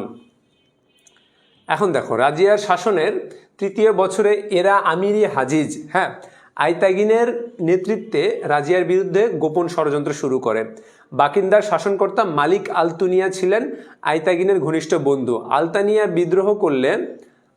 বিদ্রোহ করলে রাজিয়া তার কাছে পরাজিত হন। পরবর্তীতে রাজিয়া আলতুনিয়াকে বিয়ে করে কৌশলে মুক্তি লাভ করে। এখানে হয় কি যে রাজিয়া যখন শাসনামলে ছিলেন তখন একজন দাসী এবং তিনি হাবশি দাসী, তিনি তখন এই সুলতানা রাজিয়ার যেই ঘোড়ারা ছিল অর্থাৎ অশ্ব যে টিম ছিল যেটা হচ্ছে যুদ্ধের জন্য, এই টিমে তাকে পরিচালক বানায়। এই বন্দেগানের চেহেলগানের যারা তুর্কি যেই শাসক নিযুক্ত ছিল তারা কিন্তু এটা কোনোভাবেই অ্যাকসেপ্ট করে নাই। এদের কথা ছিল যে আমাদের মধ্যে থেকে কাউকে এই গুরুত্বপূর্ণ দায়িত্ব দেওয়া হোক, কিন্তু সুলতানা রাজিয়া এটা করে নাই। এই কারণে সুলতান রাজিয়ার বিরুদ্ধচারণ করে। আরেকটা হচ্ছে যে এই যে রাজিয়া যে আলতুনিয়া, এই আলতুনিয়ার দ্বারা বিদ্রোহ তৈরি করেন এই বন্দেগানের চেহেলগানের যারা 40 জন ছিলেন তাদের মধ্যে কিছু কিছু ব্যক্তি। তো সুলতানা রাজিয়া যখন বুঝতে পারলেন যে তার রাজত্ব টিকা খুব মুশকিল হয়ে যাবে, তখন এই আলতুনিয়াকে তিনি কি করেন, বিয়ে করেন। বিয়ে করার ফলে তিনি চেয়েছিলেন যে তাকে বিয়ে করলে সে যখন আমার পরিবারভুক্ত হয়ে যাবে তখন আর তার বিরুদ্ধে যেহেতু বিরুদ্ধাচরণ করবে না, সেই জায়গা থেকে তার শাসন কার্য মানে আর পদচ্যুত হচ্ছে না, সেই জায়গা থেকে তিনি বিয়ে করেন। কিন্তু দুর্ভাগ্যক্রমে বিয়ে করে যখন দিল্লিতে ফিরছিলেন তৎকালীন সময়ে একজন হিন্দু মানে ঘাতকের দ্বারা এরা দুজনেই মৃত্যুবরণ করেন, স্বামী স্ত্রী দুজনেই মৃত্যুবরণ করেন এবং সেখান থেকেই সুলতানা রাজিয়ার যে শাসনকাল সেটা শেষ হয়ে যায়। এখন আসো যে সুলতান গিয়াসুদ্দিন বলবন। এই গিয়াসুদ্দিন বলবনও ছিলেন যে আমরা যেটা বন্দেগানের চেহেলগান পড়লাম সুলতান ইলতুৎমিশ তৈরি করে গিয়েছিলেন, এই বন্দেগানের চেহেলগানের একজন অন্তর্ভুক্ত ছিলেন সুলতান গিয়াসুদ্দিন বলবন। দেখো এর সম্পর্কে একটু জেনে নিই আমরা। প্রকৃত নাম হচ্ছে বাহাউদ্দিন। এই বাহাউদ্দিন নামটা তার প্রকৃত নাম, কিন্তু তিনি পরবর্তী নিজেকে গিয়াসুদ্দিন নাম ধারণ করেন তিনি নিজেই। দেখো উপাধি উলুগ খান এবং বলবন। উপাধি উলুগ খান এবং বলবন। সম্ভ্রান্ত পরিবারে জন্মগ্রহণ করেও তিনি ছিলেন সুলতান ইলতুৎমিশের কৃতদাস। তাকে সুলতান ইলতুৎমিশ বন্দেগানের চেহেলগান, এই যেটা তোমাদেরকে একটু আগেই বললাম, বন্দেগানের চেহেলগান বা 40 চক্রের কৃতদাসের আমত্তে পরিণত করেন। অর্থাৎ বন্দেগানের চেহেলগানের একটা অংশ ছিল এই সুলতান গিয়াসুদ্দিন বলবন। ইভেন এনার শাসনামলে কি হয় দেখো, ইনি পরবর্তীতে শাসন কার্য পরিচালনা করতে গিয়ে যখন দেখলেন এই বন্দেগানের চেহেলগান একটা মানে ক্ষমতা কুক্ষিগত করার চেষ্টা করছে এবং শাসন কার্য পরিচালনায় বাধা বিপত্তির সৃষ্টি করছে, তখন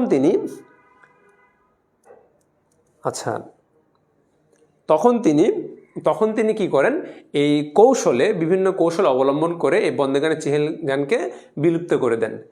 তাহলে দেখো সুলতান ইলতুৎমিশের বন্দেগানের চেহেলগানের 40 চক্রের তিনি একজন অন্তর্ভুক্ত ছিলেন এবং বন্দেগানের এখন যে প্রশ্ন আসছে বন্দেগানের চেহেলগান কি, যেটা তোমাদেরকে একটু আগেই বলে দিয়েছি, দিল্লির সুলতান ইলতুৎমিশের সময়ে 40 জন তুর্কি অভিজাতদের সমন্বয়ে, তুর্কি মানে যারা তুর্কি থেকে এসেছিল তারাও কিন্তু কৃতদাস ছিল, সেই তুর্কি অভিজাতদের সমন্বয়ে গঠিত একটি চক্র যেটা বন্দেগানে চেহেলগান নামে পরিচিত। কতজনের চক্র? 40 জনের। কোথা থেকে আগত? তুর্কি থেকে। এরা কি ছিল? এরা সবাই দাস ছিল। এটা কে তৈরি করেছিল? সুলতান ইলতুৎমিশ। এগুলো মাথায় রাখবা। তারপর দেখো, সুলতান নাসিরউদ্দিনকে মৃত্যুর পর তিনি গিয়াসউদ্দিন উপাধি গ্রহণ করেন। এই যে সুলতানা রাজিয়ার পর সুলতান গিয়াসউদ্দিন মাঝখানে একজন ছিলেন, তিনি হচ্ছেন সুলতান নাসিরউদ্দিন। এই নাসিরউদ্দিন খুব একটা যোগ্য ছিলেন না।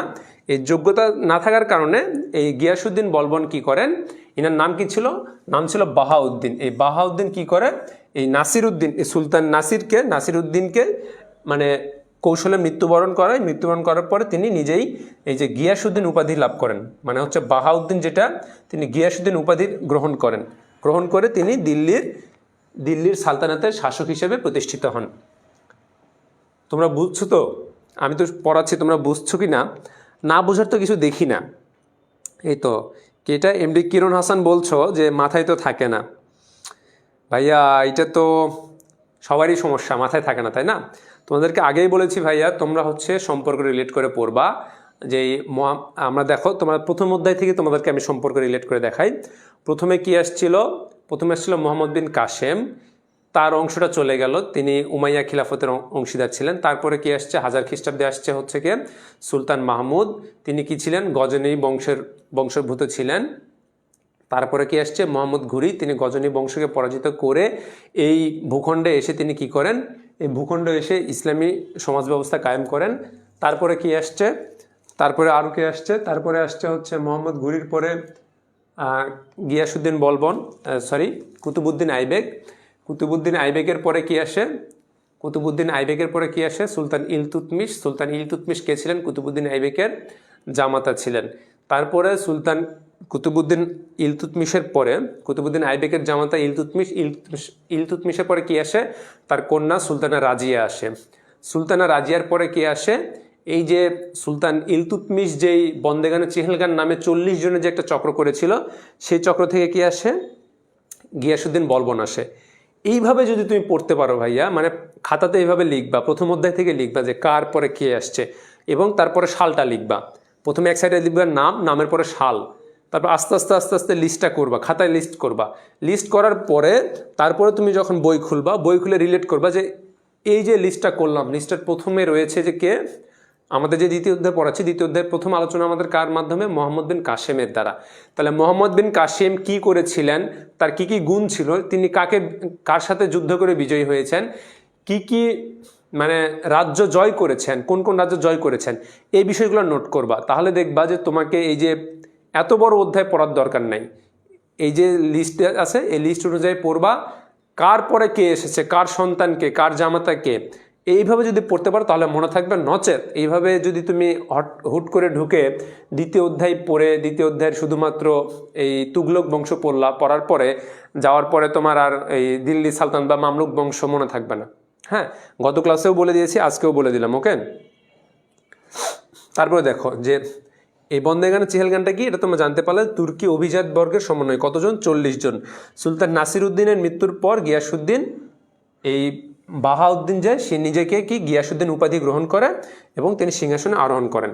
তারপরে দেখো যে সুলতান গিয়াসউদ্দিন বলবনের গৃহীত পদক্ষেপ সমূহ, ইনি বেশ কিছু পদক্ষেপ গ্রহণ করেছিলেন। তার মধ্যে গুরুত্বপূর্ণ দেখো, রাজতন্ত্র ও সুলতানের মর্যাদা বৃদ্ধির জন্য গৃহীত পদক্ষেপ। সুলতান মানে নিজে সুলতান, এর জন্য তিনি নিজে কি পদক্ষেপ নিয়েছেন দেখো। জনসম্মুখে আত্মসম্মান বৃদ্ধির উদ্দেশ্যে নিজেকে আফরাসিয়াবের বংশধর হিসেবে দাবি করেন। আর কি করেন? নিজেকে ঈশ্বরের প্রতিনিধি হিসেবে দাবি করেন।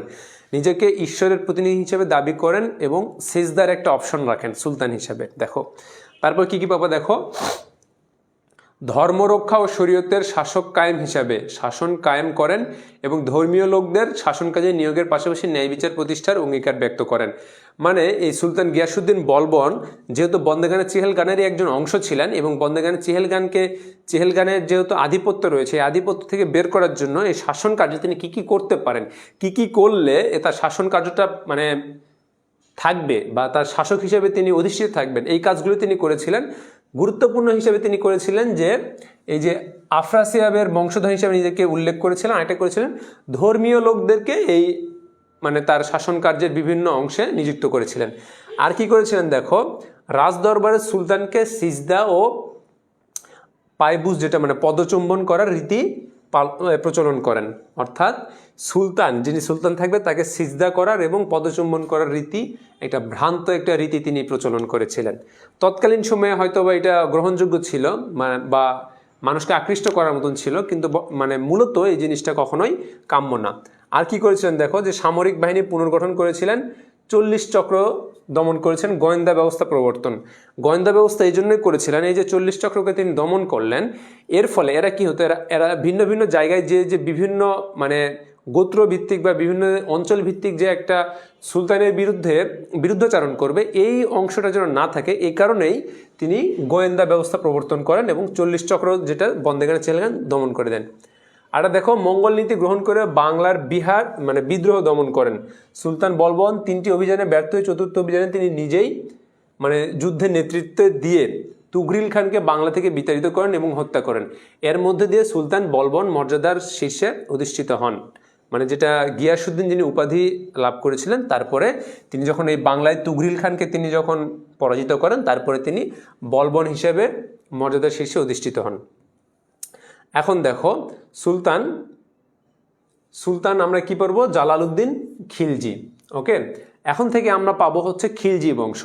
এর আগে আমরা কি পাইলাম, মামলুক বংশ যেটা পাইলাম, তারপর হচ্ছে যে খিলজি যেটা বংশীয় পরম্পরা, সেটা আমরা পাবো। দেখো কি কি, এর আগে যে তোমাদেরকে বললাম যে মামলুক বংশ কেন বলা হয়, মামলুক বংশে 3জনকেই বলা হয়, কুতুবউদ্দিন আইবেক, সুলতান ইলতুৎমিশ এবং গিয়াসউদ্দিন বলবন। এই 3জন ছিলেন দাস, এই কারণেই এদেরকে মামলুক বংশ বলা হয়। বাদবাকি যারা থাকবে এরা কিন্তু আর কেউ দাস হিসেবে ছিল না। ওকে, দেখো সুলতান জালালউদ্দিনের সম্পর্কে একটু জেনে নিই আমরা। তিনি 1290 খ্রিস্টাব্দে কুতুবউদ্দিন আইবেকের প্রতিষ্ঠিত মামলুক শাসনের অবসান ঘটিয়ে খলজি যুগের সূচনা করেন। এবং সুলতান জালালউদ্দিন কি যুগের, খলজি যুগের, হতে এটাকে খিলজি বা খলজি বলা হয়। অনেক জায়গাতে দেখবা খিলজিও লেখা থাকে, সমস্যা নাই, একই জিনিস। খলজি বংশের অবসান ঘটে কখন, 1290 খ্রিস্টাব্দে। তারপর দেখো, খলজিরা জাতিতে তুর্কি, এই যে এই জিনিসটা দেখো, যে এরা কিন্তু সবাই তুর্কমেনিস্তান অর্থাৎ তুরস্কের যে জায়গায় সেখান থেকে এসেছে, এবং এদের আদিনিবাস তুর্কিস্তান। ওকে, আদিনিবাস তুর্কিস্তান। খলজি বংশের প্রতিষ্ঠাতা বলা হয় জালালউদ্দিন ফিরোজ। দেখো, জালালউদ্দিন ফিরোজ খলজিকে।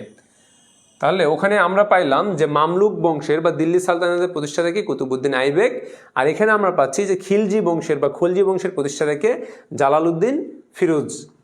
তারপর দেখো যে সুলতান কায়কোবাদ তাকে আরিজি মামালিক, হ্যাঁ, বা সমরমন্ত্রী পদে নিয়োগ এবং শায়েস্তা খান উপাধি দেন।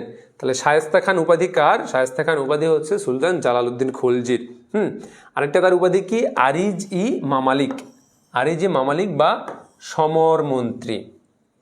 ওকে, এই যে তাদের যে উপাধিগুলো, এগুলো তোমরা অবশ্যই মাথায় রাখবে, নাহলে কিন্তু পরীক্ষায় যখন কোশ্চিন আসবে তখন কিন্তু তোমরা বুঝতে পারবে না। ওকে, আর দেখো তার শ্রেষ্ঠ কীর্তি হিসেবে গণ্য করা হয় মঙ্গলদের অগ্রাভিযান। মঙ্গল যারা নেতা ছিল তাদের যে অগ্রাভিযান প্রতিরোধ করেন, এবং তিনি সর্বপ্রথম সুলতান যিনি প্রজাদের যেটা কল্যাণ ভিত্তিক একটি শাসন ব্যবস্থা প্রতিষ্ঠার চেষ্টা করেন, অর্থাৎ যেটা গণপ্রজাতন্ত্রী আমরা যেটা বলতেছি। আচ্ছা, শেষ হবে কখন ক্লাস, পরকালে, তাই না? আসলে জীবনটা পুরোটাই শিক্ষার উপর দিয়ে যায়, বুঝছো? তুমি জন্ম থেকে মৃত্যু পর্যন্ত যা কিছু করবে সব কিছুই তোমার শিক্ষা গ্রহণের জায়গা। আমি যে তোমাদের ক্লাস নিচ্ছি, আমারও একজন ক্লাস নেন, যিনি আমার ক্লাস নেন উনি অন্য কারো ছাত্র, বা পরিবেশ এক একজনকে এক এক জায়গায় শিক্ষাদান করেন। আমি তোমার একটা টপিকে ক্লাস নিচ্ছি, আমাকে আরেকজনের কাছে ক্লাস করতে হয়, তারপর তুমি যে আরেকজনের ক্লাস নিবা। এইভাবেই দেখা যায় যে এই জীবনটা শেখানোর চাইতে শিক্ষার জায়গাটাই বেশি। তোমার শেখার কোনো শেষ নেই, যেহেতু প্রাতিষ্ঠানিক শেখা, সেই জায়গা থেকে তোমার শিক্ষার জায়গাটা থাকবেই। প্রাতিষ্ঠানিক একটা স্তর রয়েছে, ইন্টারমিডিয়েট পাস করে তুমি অনার্সে যাবা, কিন্তু দিন শেষে তোমার আজীবন মৃত্যু পর্যন্ত তোমাকে শিক্ষা গ্রহণ করতে হবে। সেই জায়গা থেকেই পড়াশোনা শেষ হবে না, তবে যেহেতু আমাদের এটা একটা লিমিটেড টাইম, সেই জায়গা থেকে টাইম শেষ হয়ে যাবে, পরবর্তী আরেক টিচার ক্লাস নেবেন, এইভাবে শেষ হবে, কিন্তু পড়াশোনার কিন্তু শেষ হবে না। ওকে, আচ্ছা, তারপরে দেখো যে আচ্ছা সমরমন্ত্রী কি, সমর বলতে কি, যুদ্ধ, যেটা যুদ্ধকে সমর বলা হয়। হ্যাঁ, তো এই যুদ্ধাভিযান পরিচালনার যিনি দায়িত্বে থাকেন তাকে কি বলা হয়, সমরমন্ত্রী বলা হয়। ওকে, এটা তো সহজ একটা বিষয়, এটা না বোঝার তো কিছু নেই। তারপরে দেখো যে তিনি সুলতান যিনি প্রজা কল্যাণ ভিত্তিক, অর্থাৎ যেটা আমাদের মানে প্রজাতন্ত্রী রাষ্ট্র ব্যবস্থা বলি সেইভাবে তিনি প্রজাদের কল্যাণের ভিত্তিতে তিনি রাষ্ট্র ব্যবস্থা কায়েম করেন। তারপর দেখো আমরা ওখানে কি পড়লাম, দেখো নামটা মনে রাখবা, আমরা পড়লাম যে জালালউদ্দিন খলজি, এরপরে আমরা পাবো দেখো যে আলাউদ্দিন খলজি। কীরকম দেখো, পিতৃব্য ও শ্বশুর, পিতৃব্য এবং শ্বশুর সুলতান জালাউদ্দিন খলজি নিহত হওয়ার পর 1296 খ্রিস্টাব্দে আলাউদ্দিন খলজি নিজেকে দিল্লির সুলতান হিসেবে ঘোষণা করেন। জিনিসটা একটু দেখো যে জালালউদ্দিন খলজির জামাতা কিন্তু এই যে আলাউদ্দিন খিলজি, ওকে, মানে সম্পর্কটা কি, জালালউদ্দিন খলজির জামাতা হচ্ছে আলাউদ্দিন খলজি এবং পিতৃব্য অর্থাৎ হচ্ছেন যে ভাতিজা, ওকে। আলাউদ্দিন খলজি নিহত হওয়ার পর 1296 খ্রিস্টাব্দে আলাউদ্দিন খলজি নিজেকে দিল্লির সুলতান হিসেবে ঘোষণা করেন। সম্পর্ক রিলেট করবা, কার পরে কে, কার সাথে কি সম্পর্ক, তাহলে মনে থাকবে। তারপর দেখো ক্ষমতা গ্রহণের পর অভ্যন্তরীণ এবং বৈদেশিক ক্ষেত্রে যখন চরম সংকট দেখতে পান, তখন সাম্রাজ্যবাদী শাসক হওয়ায় এসবের দ্রুত সমাধান করতে সক্ষম হন, সাম্রাজ্যবাদী শাসক যেহেতু তিনি। তারপরে কি হয়, উত্তর ভারত বিভিন্ন অভিযান পরিচালনা করে সর্বশেষ রাজপুতদের দমন করেন। এই রাজপুত কারা, তারা হচ্ছে এই যে হিন্দুদের মধ্যে যে তাদের যে আলাদা আলাদা রাজ্য ছিল, এই রাজ্যের যারা রাজপুতরা ছিল এদেরকে তিনি দমন করেন। আচ্ছা, মায়ের খাওয়ার বয়স নাই, শেখার কোনো শেষ নাই, এটা মনে কোনো এক সিনেমার ডায়লগ ছিল না? আচ্ছা আচ্ছা। তারপরে দেখো যে সুলতানের দক্ষিণাত্য বিজয়ের তাৎপর্য। দক্ষিণাত্য যেটা আমরা এতক্ষণ পড়েছিলাম যে দিল্লির যে সাইডটা, এটা কিন্তু দক্ষিণ দিক, দক্ষিণাত্য। দেখো এ বিজয়ের ফলে মাদুরা পর্যন্ত দিল্লির নিয়ন্ত্রণ প্রতিষ্ঠিত হয়। 2, এতে ভারতের রাজনৈতিক ঐক্য প্রতিষ্ঠিত হয়। ভারতের রাজনৈতিক যে ঐক্য, এর আগে কিন্তু রাজনৈতিক ঐক্য খুব একটা ছিল না, এই রাজনৈতিক ঐক্যটা প্রতিষ্ঠিত হয়। আর কি হয় দেখো যে সুলতান মর্যাদা ও সম্মানে বৃদ্ধি পায়, মানে সুলতানদের যে মর্যাদা, যেহেতু দাক্ষিণাত্য বিজয় হয়ে যায়, এর কারণে সুলতানের যে শাসন কার্য যে রাজ্য এটা বিস্তৃত হয়ে যায়, এই কারণে তার যে একটা সুলতানি যে মর্যাদা, এই মর্যাদা এবং সম্মানটা বৃদ্ধি পায়। আর কি হয় দেখো, দিল্লির সালতানাতের অর্থনৈতিক সমৃদ্ধি অর্জিত হয়। যেহেতু আগেই বলেছিলাম যে ওমর রাদিয়াল্লাহু তাআলা আনহু যখন তার খিলাফতকে বিস্তৃত করতে থাকেন, তখন কিন্তু তার রাষ্ট্রীয় কোষাগারের সম্পদ বাড়তে থাকে। ঠিক তেমনই যখন এই সুলতান আলাউদ্দিন খলজি যখন তার বিজয়ের যে অঞ্চল এটা বিস্তৃত করতে থাকে, তখন তার যে এই যে অর্থনৈতিক সমৃদ্ধি এটা তিনি বৃদ্ধি পেতে থাকে। আর কি হয় দেখো, সালতানাতের শক্তি বৃদ্ধি পায় এবং দিল্লির জনগণ যে জীবনযাত্রা, যেহেতু এই সালতানাতে যেহেতু সহায় সম্পদ মানে সম্পদে অর্থনৈতিক সমৃদ্ধি অর্জন হয়, এই কারণে জীবনযাত্রার মানটা বৃদ্ধি পায়। ওকে ওকে, আজকের পড়ার না, তাহলে আজকের অধ্যায়টা কিভাবে শেষ করব বলো? তোমরা যে বলছো আজকের পড়ার না, এই অধ্যায়টা তো অনেক গুরুত্বপূর্ণ, অধ্যায়, কীভাবে শেষ করব? ওকে, তাহলে আমি শুধু স্লাইড একটু একটু করে দেখাই, তোমাদের শেষ করে দিই। তোমরা যেহেতু বিরক্ত বোধ করতেছো বা শেষের দিকে মানে মনে হচ্ছে যে কষ্ট হয়ে যাচ্ছে, হ্যাঁ। ওকে, দেখো প্রভূত ঐশ্বর্য লাভ আমির ওমরাদের অত্যন্ত বিলাসপ্রিয় করে তোলে, যা কালক্রমে খলজিদের পতনের পথ উন্মুক্ত করে। একটা জিনিস খেয়াল করবা, এটা হচ্ছে শুধু খলজি বংশ না, প্রত্যেকটা বংশই দেখো যে এই যে গজনবী বংশ, সুলতান মাহমুদ যে এত ধন সম্পদ ঐশ্বর্য নিয়ে গজনীতে চলে গেলেন, গজনীতে চলে যাওয়ার পর তার শাসন বা তার বংশানুক্রম কতদিন এই শাসন কার্যটা ধরে রাখতে পেরেছিলেন? কেন পারে নাই? কারণ হচ্ছে যে এই যে ঐশ্বর্য, প্রাচুর্য, নারী, মদ বা এই বিষয়গুলোতে পরবর্তী সৈন্যরা কিন্তু এটাতে বিলাসপ্রিয় হয়ে যায়। পরবর্তী যারা শাসক ছিল বিলাসপ্রিয় হয়ে যায়, তাদের যে বিলাসিতা, এই বিলাসিতার কারণে কিন্তু পরবর্তীতে তাদের সাম্রাজ্যকে তারা ধরে রাখতে পারে নাই।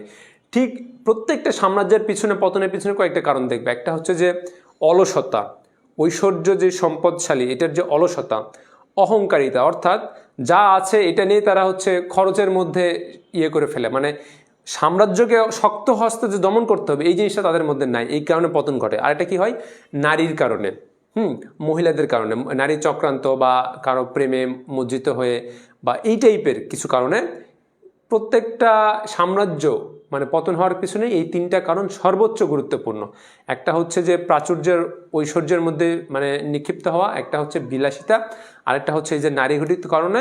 আরও কিছু কিছু কারণ রয়েছে যেটা ব্যক্তিগত কারণ থাকে, যে মানে অযোগ্য, এই কারণগুলো থাকে, কিন্তু মূলত এইগুলো কারণেই থাকে। ঠিক তেমনই দেখো প্রভূত ঐশ্বর্য লাভ আমির ওমরাদের অত্যন্ত বিলাসপ্রিয়তা, অত্যন্ত বিলাসপ্রিয়তা, এর কারণেই এই বংশটার পতন ঘটে। তারপর দেখো আলাউদ্দিন খলজির অর্থনৈতিক সংস্কার, তিনি যেহেতু দাক্ষিণাত্য বিজয় করেন এবং এই অঞ্চলগুলোতে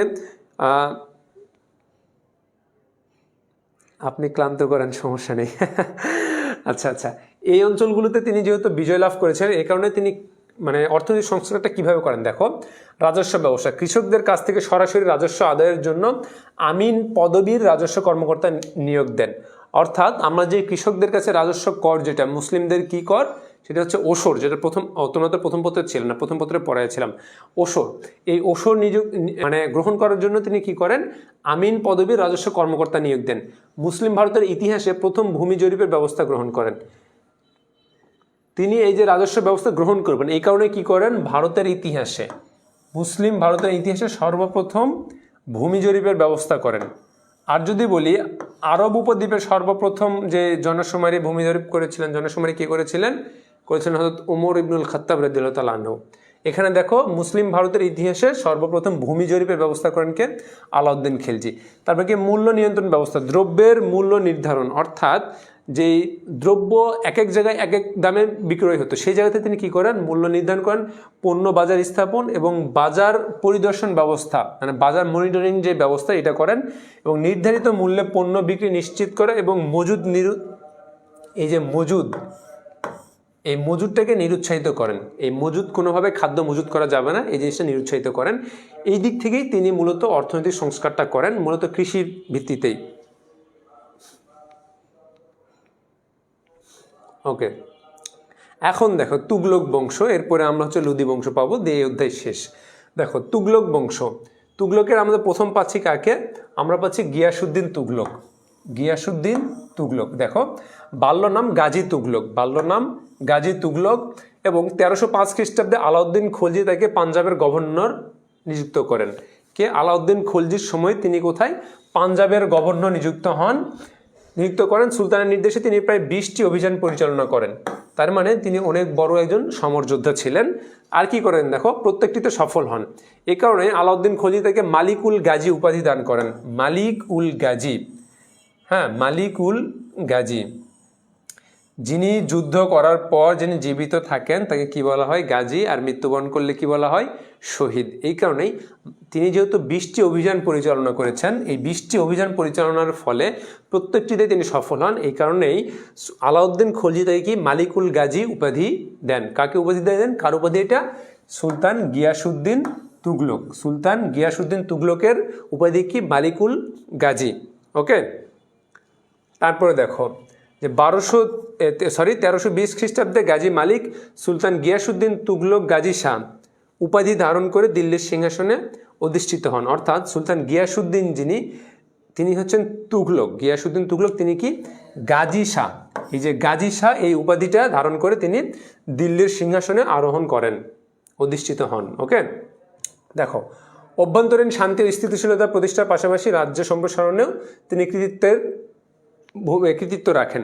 তোমরা যেহেতু অনেকেই বিরক্ত বোধ করতেছো, আমি বেশিক্ষণ আর পড়াবো না, আমি জাস্ট শুধু স্লাইড একটু দেখাই দিয়ে শেষ করে দেবো। ওকে, দেখো মানে তিনি বরঙ্গলে অভিযান পরিচালনা করেন, এটা খুব একটা গুরুত্বপূর্ণ না। মাদুরা উৎকল অভিযান, এটা খুব একটা গুরুত্বপূর্ণ না।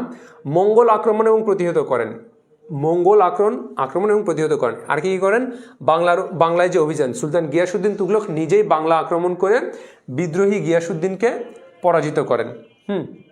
গিয়াসউদ্দিন বলবনকে পরাজিত করেন। আর কি দেখো, মৃত্যু, হাতির পিঠে চড়ে সুলতান তরুণ অতিক্রমকালে এটি ধসে পড়লে তার মৃত্যু হয়। ঘোড়ার পিঠে থেকে পড়ে মারা গিয়েছিল, হ্যাঁ এটাকে কুতুবউদ্দিন আইবেক। আর এখানে আমরা পাবো যে হাতির পিঠ থেকে পড়ে গিয়ে মারা যায় কে, দেখো অতিক্রম করলে আমাদের গিয়াসউদ্দিন তুগলক কিভাবে মারা যায়, দেখো হাতির পিঠে চড়ে তরুণ অতিক্রমকালে এটি ধসে পড়লে তার মৃত্যু হয়। তাহলে এগুলো কিন্তু রিলেট করবা যে কুতুবউদ্দিন আইবেক কিভাবে মারা গেছে, ঘোড়া থেকে পড়ে মারা গেছে, ঘোড়ার পিঠ থেকে। আর এখানে আমরা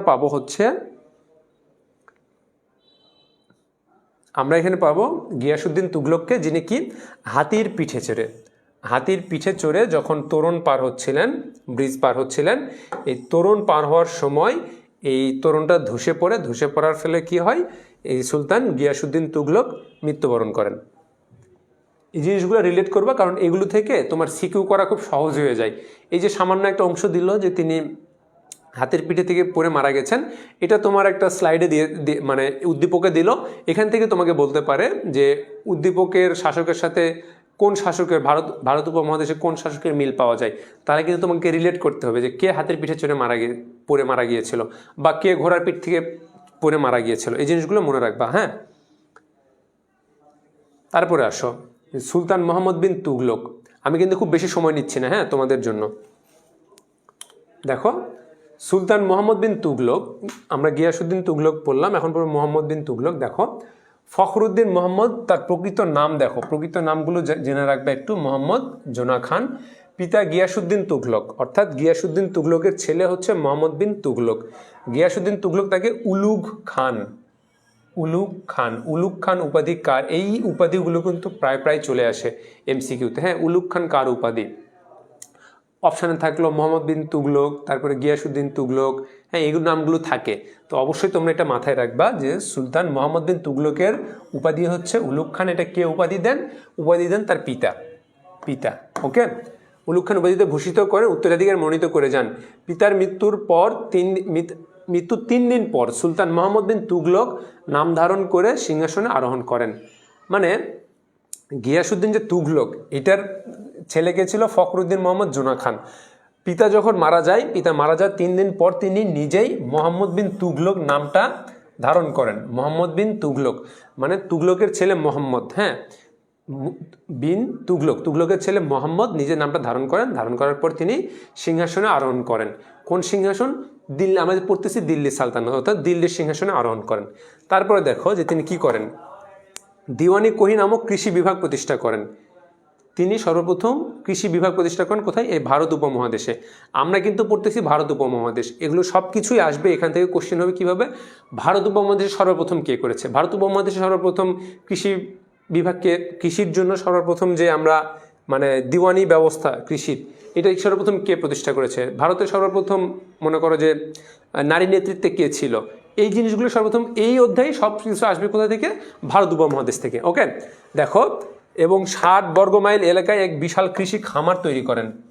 রাষ্ট্রীয় অর্থায়নে এক বিশাল কৃষি খামার তৈরি করেন। আর কি করেন দেখো, সুলতান মোহাম্মদ বিন তুগলকের গৃহীত উচ্চাভিলাষী 5টি পরিকল্পনা কি দেখো। তিনি রাজধানী স্থানান্তর করেন। সুলতান তুগলক কি করেন? মোহাম্মদ বিন তুগলক রাজধানী স্থানান্তর করেন। দিল্লি থেকে দেবগিরিতে রাজধানী স্থানান্তর করেন। প্রশ্ন এটা একাধিকবার আসছে, কোন সুলতান দিল্লি থেকে রাজধানী স্থানান্তর করেন? দিল্লি সালতানাতের কোন সুলতান দিল্লি থেকে রাজধানী দেবগিরিতে স্থানান্তর করেন? কে? মোহাম্মদ বিন তুগলক। এবং দেবগিরির নাম রাখেন দৌলতাবাদ। জিনিসটা মাথায় রাখবা, তোমাদের কিন্তু এমসিকিউতে চলে আসবে। দেবগিরিতে স্থানান্তর করেন কে? দিল্লি থেকে এই যে দিল্লি থেকে কোথায়? দিল্লি থেকে দেবগিরিতে রাজধানী স্থানান্তর করেন কে? মোহাম্মদ বিন তুগলক। এবং এটার নাম কি রাখেন? যে দেবগিরির নামটা কি রাখেন? দৌলতাবাদ। ওকে, অবশ্যই এটা মাথায় রাখবা, এটা এমসিকিউতে চলে আসবে কিন্তু। আর কি করে দেখো, তিনি আগে কি করেন যে প্রতীকী তাম্র মুদ্রা প্রবর্তন। সুলতান প্রচলিত সোনা ও রূপার মুদ্রার পরিবর্তে তামার মুদ্রা প্রচলন করেন। এর আগে আমরা যেটা দেখলাম যে মুদ্রার ব্যবস্থা, সেটা সর্বপ্রথম তামার মুদ্রা প্রচলন করেন কে? মোহাম্মদ বিন তুগলক। আর কি করেন দেখো, দোয়াব অঞ্চল কর বৃদ্ধি, অর্থাৎ গঙ্গা ও যমুনা নদীর মধ্যবর্তী উর্বর অঞ্চল দোয়াব নামে পরিচিত। প্রশ্ন কিন্তু একাধিক আসে, গঙ্গা এবং যমুনা। গঙ্গা মানে হচ্ছে আমাদের বাংলাদেশের পদ্মা। গঙ্গা এবং যমুনার যে মধ্যবর্তী উর্বর অঞ্চল, এটাকে দোয়াব অঞ্চল বলা হয়। এই দোয়াব নামে পরিচিত। দিল্লি সালতানাতের শস্য ভাণ্ডার নামে খ্যাত এই দোয়াব অঞ্চলে 1334 খ্রিস্টাব্দে সুলতান কর বৃদ্ধির আদেশ জারি করেন। হ্যাঁ, তাহলে প্রশ্ন আসে যে দোয়াব অঞ্চল কোনটাকে বলা হয়, বা কোন মানে নদীর মোহনায় এই দোয়াব অঞ্চলগুলো অবস্থিত? অবশ্যই তোমরা বলবা গঙ্গা এবং পদ্মা। ওকে, এখানে দেখো যে এখানে কর কেন বৃদ্ধি করেন, কারণ তোমরা যদি প্রথম পত্র পড়ে থাকো তাহলে দেখবা যে ইউফ্রেটিস এবং টাইগ্রিস নদী, অর্থাৎ ফোরাত এবং দজলা নদীর অববাহিকায় মেসোপটেমিয়ার সভ্যতা গড়ে উঠেছিল। ওখানে এই সভ্যতা কেন গড়ে উঠেছিল? ওই জায়গাটা অত্যন্ত উর্বর। নদীর যেহেতু দুই মানে কিনারায় অবস্থিত এই অঞ্চল, কারণে এই অঞ্চলগুলো অনেক উর্বর হয়, এখানে অনেক শস্য ফলন ঘটে। তো এই যেহেতু গঙ্গা এবং যে যমুনা এটার মধ্যবর্তী যে অঞ্চলটা দোয়াব অঞ্চল, এই অঞ্চলে অনেক শস্য ফলতো, কারণ হচ্ছে এটা পলিমিশ্রিত অঞ্চল। এই কারণেই মোহাম্মদ বিন তুগলক কী করেন, এই অঞ্চলে কর বৃদ্ধি করে দেন, অর্থাৎ ভূমি যে কর, এই করটা বৃদ্ধি করে দেন। এখানে যেহেতু বেশি ফলন ফলে এই কারণে এখানে ভূমি করটা তিনি বৃদ্ধি করে দেন। আর কি করেন দেখো, খোরাসান অভিযান পরিচালনা করেন এবং করাচিল অভিযান পরিকল্পনা করেন, অর্থাৎ এই দুইটা অভিযান তিনি পরিচালনা করেছিলেন। তাহলে এখানকার মধ্যে মূল মোহাম্মদ বিন তুগলকের 4টি কাজ, মানে মূল যেটা কাজ সেটা হচ্ছে যে তিনি এই যে দোয়াব অঞ্চলে যেটা কর বৃদ্ধি করেন, আর কি করেন, সোনা ও রূপার মুদ্রার পরিবর্তে তামার মুদ্রার প্রচলন করেন, আর কি করেন, দেবগিরিতে রাজধানী স্থানান্তর করেন, অর্থাৎ দিল্লির যে স্থান, মানে দিল্লির সালতানাত যেটা, দিল্লির যে রাজধানী, এই রাজধানীটা তিনি দিল্লি থেকে দেবগিরিতে স্থানান্তর করেন এবং দেবগিরিতে নামকরণ করেন দৌলতাবাদ। ওকে, এখন আসো, সুষ্ঠুভাবে শাসনকার্য পরিচালনার জন্য সাম্রাজ্যকে 23টি প্রদেশে বিভক্ত করেছিলেন, 23টি প্রদেশে বিভক্ত করেছিলেন। আর কি করেন, মোহাম্মদ বিন তুগলক ঘোড়ার ডাক এবং ডাক হরকরা নামক 2 প্রকারের ডাক ব্যবস্থা প্রবর্তন করেন। ডাক বিভাগ যেটা, এই ডাক বিভাগ প্রচলন করেন। আর কি করেন, মোহাম্মদ বিন তুগলকের রাজত্বকালে মরক্কোর বিখ্যাত পর্যটক ইবনে বতুতা 1333 খ্রিস্টাব্দে ভারতবর্ষে আগমন করেন। ইবনে বতুতার বিখ্যাত ভ্রমণ গ্রন্থ হচ্ছে আর রিহলা। এইটা তোমরা পরবর্তী অধ্যায়গুলোতে পাবা, অর্থাৎ হচ্ছে 2য় অধ্যায় যেটা পাবা, 3য় অধ্যায় পাবা, এগুলোতে ইবনে বতুতার অনেক অংশটা চলে আসবে তোমাদের। আচ্ছা, এমডি রাজীব কি এটা সারামণি, তুমি বলেছো ভাইয়া দেরি হয়ে গেল। তোমার দেরি হয় নাই, তোমার একটা জিনিস হচ্ছে কি যে পরবর্তী ক্লাসে তুমি আগে চলে আসছো। এই ক্লাস যেহেতু শেষের দিকে, সেহেতু তুমি পরবর্তী ক্লাসে আগে চলে আসছো। মন খারাপের কিছু নাই, একটা ক্লাসে দেরি করছো তো কী হচ্ছে, অন্য ক্লাসে তো আগে চলে আসছো, তাই না? সমস্যা নেই। আচ্ছা, তোমরা এই ইবনে বতুতাতে, যিনি ইবনে বতুতা থেকে একাধিকবার কোশ্চিন আসে এবং এরপর যখন তোমরা হচ্ছে যে অ্যাডমিশন টেস্টে যাবে না, অ্যাডমিশন টেস্টেও এখান থেকে বারবার কোশ্চিন আসে। হ্যাঁ, যে ইবনে বতুতা কোথাকার পর্যটক? ইবনে বতুতা হচ্ছে মরক্কো, মরক্কো থেকে আগমন করেছিলেন। তিনি একজন বিখ্যাত পর্যটক ছিলেন, মানে ভ্রমণ পিয়াসু ছিলেন, এবং তিনি বিশ্ব নিদর্শন নিয়ে তিনি বই লিখেছিলেন। তার বইয়ের নাম হচ্ছে আর রিহলা। আর রিহলা আর রিহিলা, এই জিনিসটা মনে রাখবা। তিনি কোথা থেকে আগমন করেছিলেন? মরক্কো থেকে। ইবনে বতুতার বিখ্যাত ভ্রমণ কাহিনী যেটা, এই রিহিলা হচ্ছে ভ্রমণ কাহিনী। এই ভ্রমণ কাহিনী, এই বইয়ের নাম হচ্ছে আর রিহিলা। ওকে, শেষ করে দিব, তোমাদের আর সমস্যা নাই। এই যে দেখো, দিল্লি সালতানাতের পতন।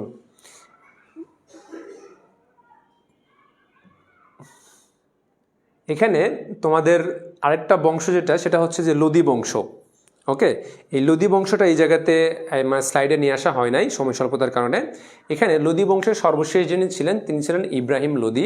পানিপথের যে যুদ্ধ, পানিপথের যুদ্ধে ইব্রাহিম লোদিকে পরাজিত করার মাধ্যমে 1526-এ কী হয় দেখো, 1526 খ্রিস্টাব্দে, এই 1526 খ্রিস্টাব্দে পানিপথের প্রথম যুদ্ধে বাবর, অর্থাৎ হচ্ছে মুঘল সম্রাটের প্রতিষ্ঠাতা সম্রাট বাবরের নেতৃত্বাধীন মুঘল বাহিনীর কাছে ইব্রাহিম লোদি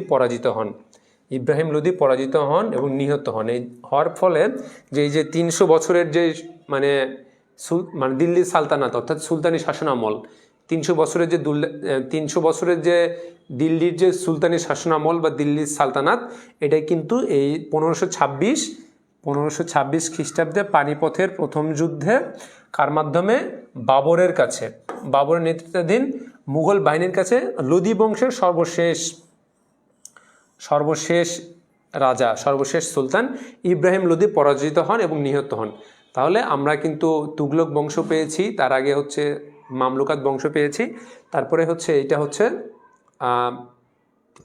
লোদি বংশের সর্বশেষ ছিল ইব্রাহিম লোদি। হ্যাঁ, তো সেই ইব্রাহিম লোদিকে পরাজিত করার মাধ্যমে 1526 খ্রিস্টাব্দে কি হয়? আচ্ছা ভাইয়া, পরবর্তী টপিকগুলো পরের ক্লাসে শুরু করলে ভালো হতো, এতগুলো একসাথে লোড নেওয়া যাচ্ছে না ভাইয়া।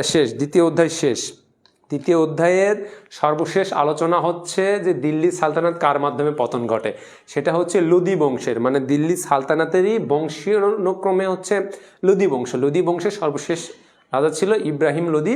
এই ইব্রাহিম লোদিকে পরাজিত করার মাধ্যমে এরই মধ্য দিয়ে কি হয়, ভারতীয় উপমহাদেশে দিল্লি সালতানাতের যে 300 বা 350 বছরের যে একটা শাসনামল, এই শাসনামলের সূর্য অস্তমিত হয়। ওকে, ক্লিয়ার? তাহলে কার মাধ্যমে এটা মনে রাখবা যে ইব্রাহিম লোদির মাধ্যমে হয়। কত সালে? পানিপথের প্রথম যুদ্ধে। কত সালে দেখো? 1526 সালে। 1526 সালে পানিপথের প্রথম যুদ্ধে ইব্রাহিম লোদিকে পরাজিত করে সম্রাট বাবর, অর্থাৎ মুঘল সম্রাট বাবর পরাজিত করার ফলে দিল্লি সালতানাতের যে 300 বা 350 বছরের যে একটা মানে স্বাধীন শাসনামল, মুসলিমদের প্রথম স্বাধীন শাসনামল, এই ভারত উপমহাদেশে এই সূর্যটা অস্তমিত হয়। ওকে, তাহলে আমাদের এই দিল্লি সালতানাত সম্পর্কে আমরা জেনে নিলাম আজকের ক্লাসে।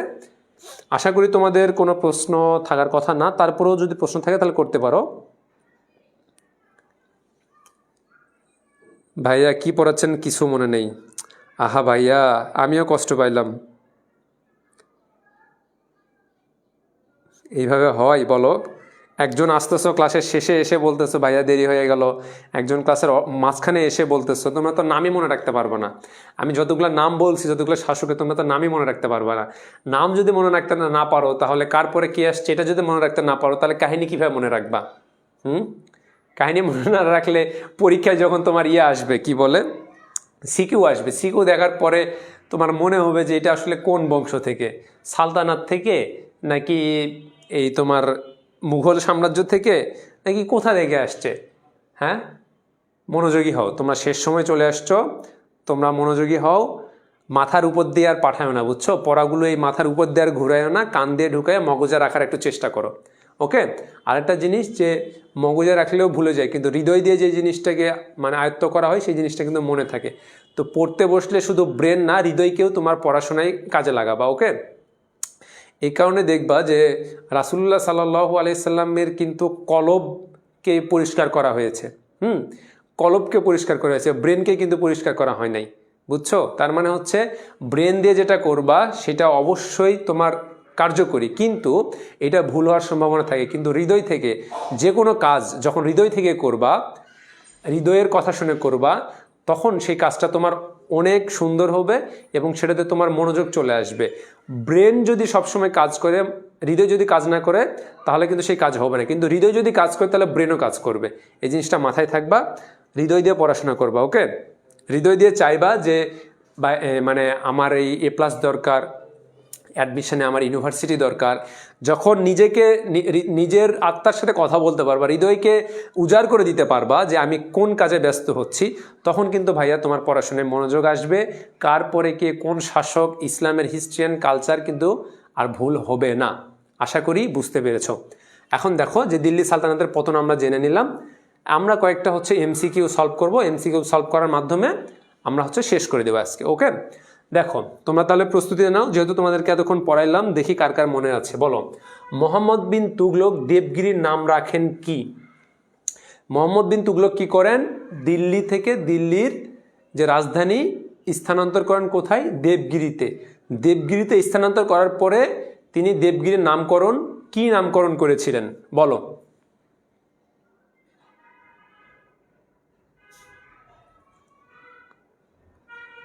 আচ্ছা বলো তাড়াতাড়ি বলো, সময় নাই, একেবারে সময় সংকলন।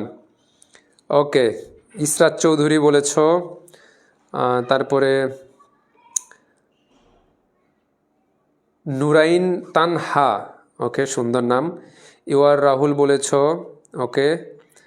মিশু দাস, তারপরে মীরা দাস,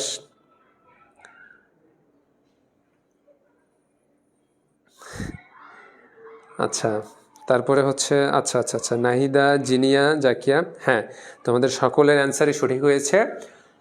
মোহাম্মদ বিন তুগলক দেবগিরির নাম রাখেন দৌলতাবাদ। ওকে, দৌলতাবাদ।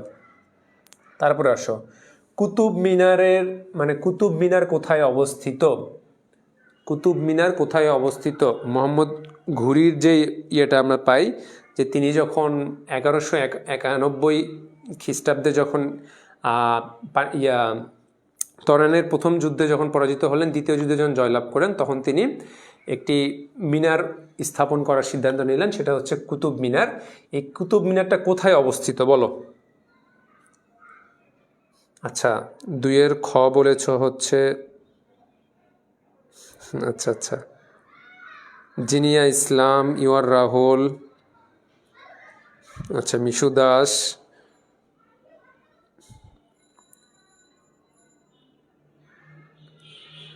আচ্ছা আচ্ছা, স্যার আজ যে উত্তর দেন নাই, গতকালকে উত্তর দিয়েছিলাম জন্য আমি হচ্ছে ওই তোমাদের অপশন কিন্তু ঢেকে রেখেছিলাম।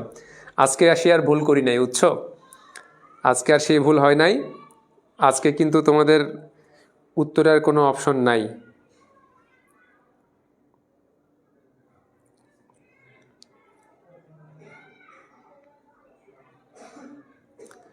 ওকে, অনেকে অ্যান্সার দিয়ে দিয়েছো। উম্মে হাবিবা বলেছ দুইয়ের এ। হ্যাঁ, কুতুব মিনার কোথায় অবস্থিত? দিল্লিতে। হ্যাঁ, কুতুব মিনার কোথায় অবস্থিত? দিল্লিতে। তারপরে স্লাইডে চলো। তারপরে হচ্ছে বন্দেগানি চেহেলগান এর সদস্য সংখ্যা কতজন ছিল? সুলতান ইলতুৎমিশ, কুতুবুদ্দিন আইবেকের জামাতা সুলতান ইলতুৎমিশ, যাকে দিল্লি সালতানাতের প্রকৃত প্রতিষ্ঠাতা বলা হয়, তিনি 25 বছর দিল্লি সালতানাতে শাসক হিসেবে নিযুক্ত ছিলেন। সুলতানা রাজিয়ার পিতা সুলতান ইলতুৎমিশ। ওকে, তাহলে এই, আচ্ছা আচ্ছা, চিন্তা ইসলাম ভাই অ্যান্সার দিলে ফুল মার্ক পাইতাম। অ্যান্সার তো আজকে তোমরা দিবা, তোমরা দিয়ে ফুল মার্ক নাও, সমস্যা কি? তোমরা দিয়ে ফুল মার্কটা নাও, ঠিক আছে? তাহলে বলো যে বন্দেগানে যে চেহেলগান এর সদস্য সংখ্যা কতজন ছিল?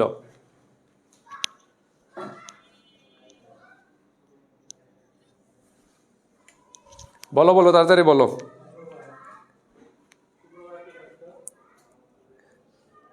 আচ্ছা, নুসরাত ইসলাম ফাতিহা, নাহিদা আক্তার, সুমাইয়া হক, আয়াব আবিদ, পূর্ণতা ইসলাম, 40 জন। ওকে ওকে, তোমরা সকলেই সঠিক অ্যান্সার দিয়েছ।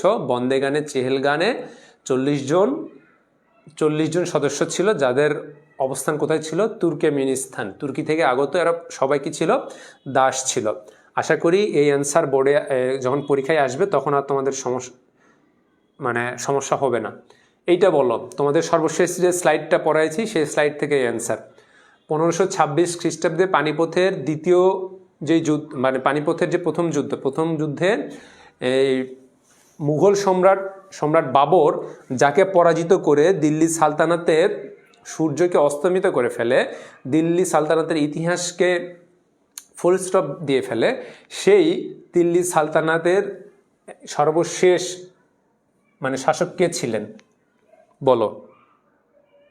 এখানে কিন্তু প্রশ্ন একটু ঘুরিয়ে দিয়েছে যে লোদি বংশের সর্বশেষ শাসক কে ছিলেন। হ্যাঁ, তাহলে আমরা দেখি যে দিল্লি সালতানাতের সর্বশেষ যে বংশটা ছিল সেটা ছিল হচ্ছে লোদি বংশ। এই লোদি বংশের সর্বশেষ যিনি শাসক, যাকে পরাজিত করার মাধ্যমে দিল্লি সালতানাত পরাজিত হয়ে যায়, দিল্লি সালতানাতের ইতিহাস এর সমাপ্তি ঘটে, সেটা কে ছিল বলো?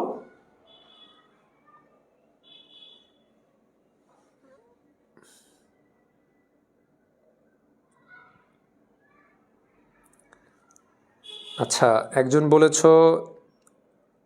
কারিমা সুইট, তুমি বলেছ যে 4-এর সি বলেছ, তাই না?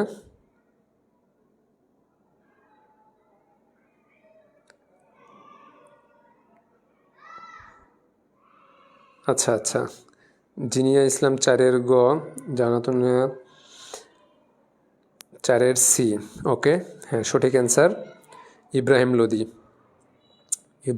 ওকে ওকে ওকে, ঠিক আছে, তোমরা সকলেই সঠিক বলেছো, ইব্রাহিম লোদি।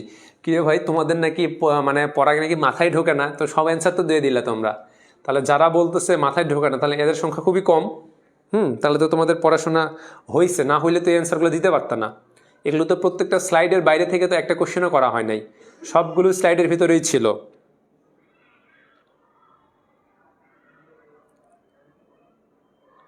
ওকে, তাহলে তোমাদেরকে, আচ্ছা এরপরের প্রশ্নে যাই আমি। পরের প্রশ্ন হচ্ছে ভারতে কত খ্রিস্টাব্দে স্বাধীন মুসলিম শাসন শুরু হয়? বলো, এটা বলো। ভারতে কত খ্রিস্টাব্দে স্বাধীন মুসলিম শাসন প্রতিষ্ঠা হয়? বলো, এটা বলো। 5 নাম্বার বলো, ঝটপট বলো।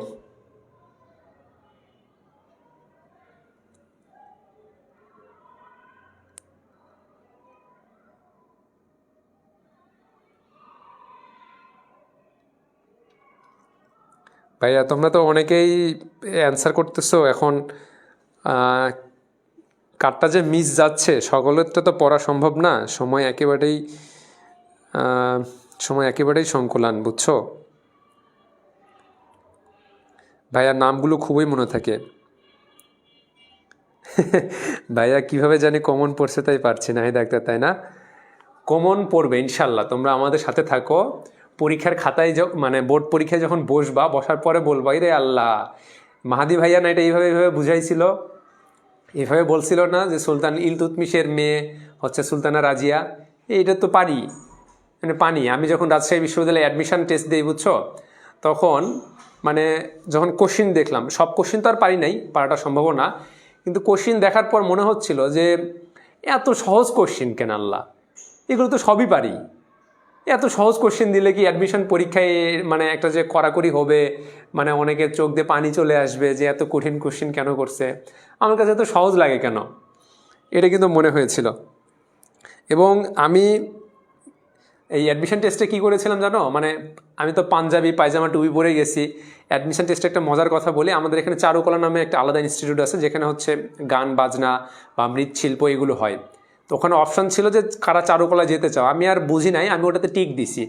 তো যে টিচার গার্ডে ছিলেন, টিচার এসে বলতেছে যে এই তুমি না হুজুর মানুষ, তুমি না ঢোল তবলা নিয়ে কী করবা, তুমি গান বাজনা করবা? না স্যার, আমি গান বাজনা করবো কেন? তো তাহলে তুমি চারুকলায় টিক দিছো কেন?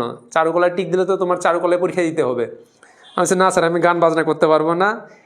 তারপরে বলছে তুমি কি নাচতে পারবা, নৃত্য করতে পারবা, গান বাজনা করতে পারবা? স্যার আমাকে দেখে কি মনে হয়, ঠিক আছে বুঝতে পারছি, ভুল করছো তুমি। আচ্ছা, সিনথিয়া আক্তার বলেছো যে সবাই অ্যান্সার করেছে আর আমার কষ্ট হচ্ছে। ভাইয়া তোমারও কষ্ট হবে না, প্রথম থেকে যদি মনোযোগ দিয়ে শুনতা তাহলে তোমার কষ্ট হওয়ার কথা না।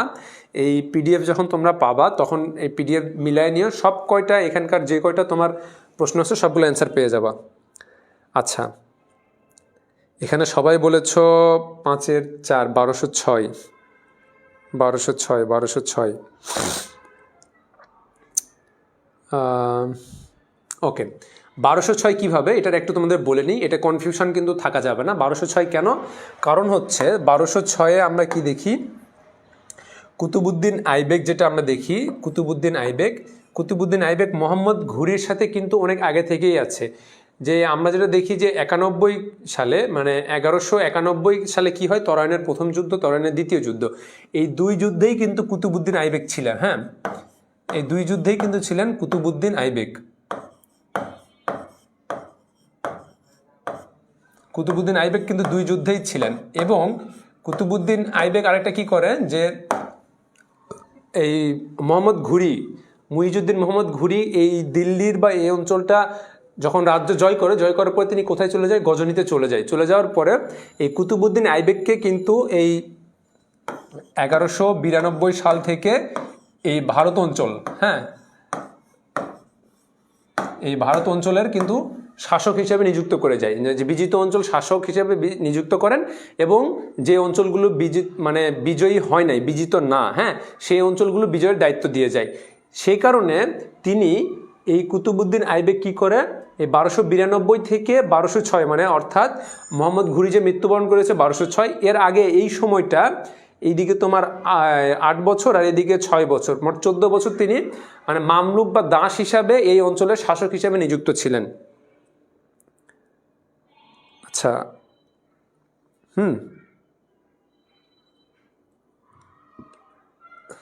ওকে ওকে ভাইয়া, তাহলে দেখো আমি যে জিনিসটা তোমাকে বলছিলাম, যে 1192 থেকে 1206 পর্যন্ত কুতুবুদ্দিন আইবেক এই ভারত উপমহাদেশের কিন্তু তিনি বিজিত অঞ্চলের শাসক হিসেবে নিযুক্ত ছিলেন।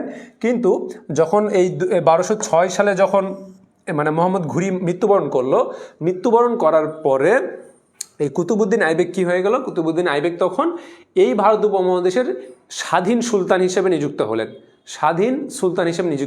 এর ফলে তোমার যে প্রশ্ন বলা হচ্ছে ভারতে কত খ্রিস্টাব্দে স্বাধীন মুসলিম শাসন, প্রশ্নটা দেখেছো, স্বাধীন মুসলিম শাসন কত খ্রিস্টাব্দে প্রতিষ্ঠিত হয়?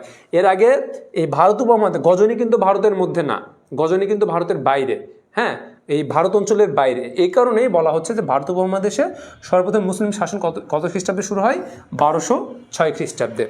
আশা করি এইটা তোমরা আর ভুলবা না। ওকে।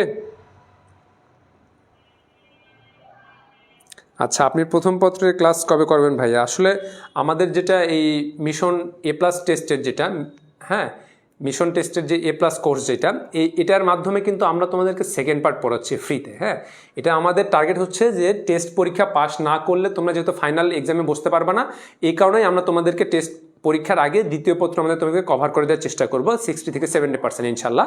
তো সেই জায়গা থেকে আমরা তোমাদের ফ্রিতে পড়াচ্ছি। আর ফার্স্ট পার্ট যদি তোমরা পড়তে চাও, আমাদের already basic to advance 5.0 course চলমান, সেখানে আমরা ফার্স্ট পার্ট পড়াচ্ছি। সেখানে ফার্স্ট পার্ট সেকেন্ড পার্ট দুটাই তোমরা পাবা। হ্যাঁ, তারপরে আমরা কি পাবো, আমাদের যে এফআরবি কোর্সটা নামতেছে 4.0, সেই এফআরবি কোর্সেও কিন্তু আমাদের এই প্রথম পত্র দ্বিতীয় পত্র থেকে শুরু করে সমস্ত কোর্স পেয়ে যাবা। তো যদি তুমি প্রথম পত্র তোমার প্রয়োজন পড়ে, যে প্রথম পত্র তুমি, আচ্ছা, প্রথম পত্র যদি তুমি মানে ক্লিয়ার করতে চাও, দ্বিতীয় পত্র ক্লিয়ার করতে চাও, তাহলে তুমি আমাদের এফআরবি কোর্সে এনরোল করে ফেলো। হ্যাঁ, ওকে, তাহলে আশা করি এই প্রশ্নটা তোমরা বুঝছো, এই প্রশ্নটা তোমাদের সমস্যা হওয়ার কথা না। তারপরে আসো, এটা কি 5টাই ছিল?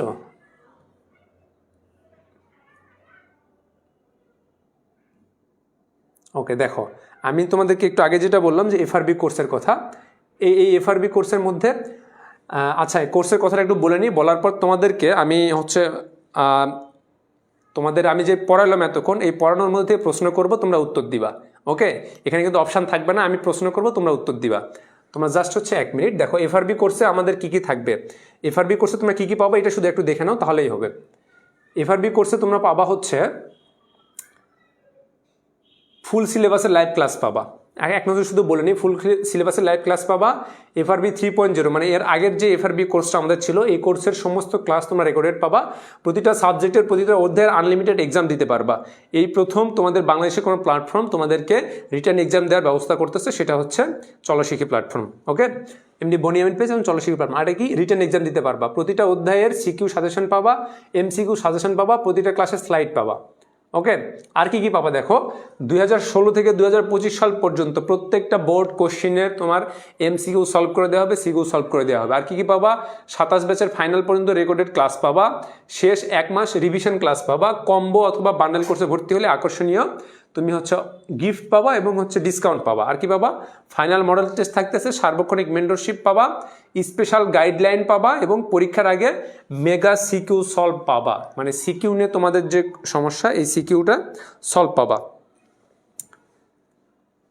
তাহলে দেখো তোমাদের যে মানে কোর্সগুলো রয়েছে, কোর্সের মধ্যে আমাদের সবচাইতে যেটা বেশি পরিচিত এবং সবচাইতে বেশি স্টুডেন্ট যে কোর্সে ভর্তি হয়, সেই কোর্সটা হচ্ছে আমাদের বান্ডেল কোর্স। হ্যাঁ, এই বান্ডেল কোর্সে দেখো আমরা শুধুমাত্র বান্ডেল কোর্সের প্রথম 1000 জনকে আমরা 60% ডিসকাউন্ট দিচ্ছি 3800 টাকায়। এখানে তোমাদের পুরা মানে মানবিকের যত সাবজেক্ট আছে সব সাবজেক্ট তোমাদের কমপ্লিট হয়ে যাবে। হ্যাঁ, তোমাদের যে কটা সাবজেক্ট আছে, যার যে সাবজেক্ট, সব সাবজেক্ট তোমাদের কমপ্লিট হয়ে যাবে।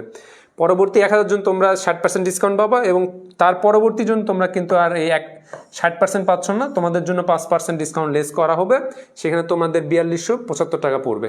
ওকে, তাহলে এই গেল তোমাদের এফআরবি কোর্স। এখন তোমরা বলো যে তোমাদেরকে এতক্ষণ যে পড়াইলাম, দিল্লি সালতানাতকে আরেকটা নামে অভিহিত করা হয়, এই নামটা কি বলো, অ্যান্সার দাও।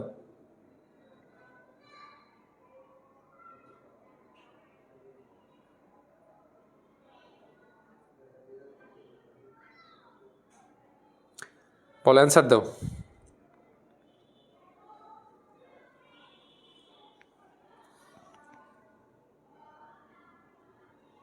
দিল্লির সালতানাতকে আরেকটা যে নামে অভিহিত করা হয়, সেই নামটা কি?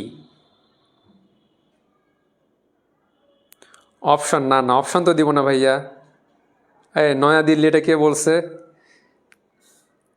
নয়াদিল্লি তো বর্তমান ভারতের রাজধানী। আমরা তো পড়তেছি সেই এখন থেকে 500 বছর কোথায়, আমরা পড়তেছি কত সালে, 1200 সালের পড়া পড়তেছি আমি, আর তুমি এখন আসছো নয়াদিল্লিতে। এই যে মিথু দাস বলছো মামলুক বা দাস বংশ, থ্যাংক ইউ ভাইয়া, তোমরা তাহলে মনোযোগ দিয়েছো। প্রিন্স বর্ষা বলেছো দাস বংশ। ওকে, ইউ আর রাহুল বলেছো মামলুক বা দাস বংশ। ওকে ওকে ওকে, এখন বলো যে দিল্লি সালতানাতের প্রকৃত প্রতিষ্ঠাতা কে? দিল্লি সালতানাতের প্রকৃত প্রতিষ্ঠাতা, এই জিনিসটা মাথায় রাখবে। একটা হচ্ছে প্রতিষ্ঠাতা, একটা প্রকৃত প্রতিষ্ঠাতা। উত্তর দাও, দিল্লি সালতানাতের প্রকৃত প্রতিষ্ঠাতা কে?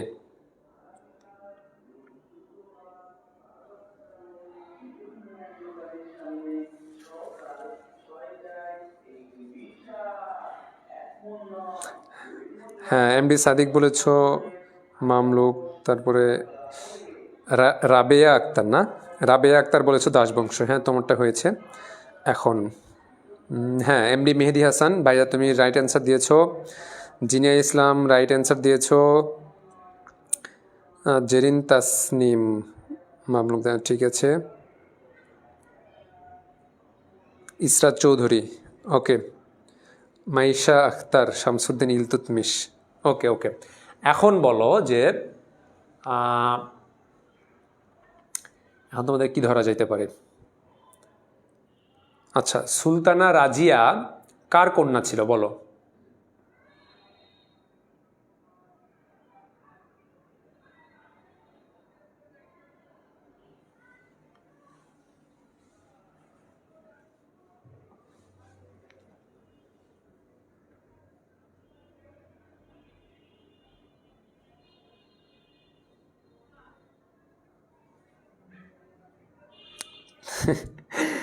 এই সিনথিয়া তাসনিম, একটা মার দিতে হবে, বলতেছে তার বাবার।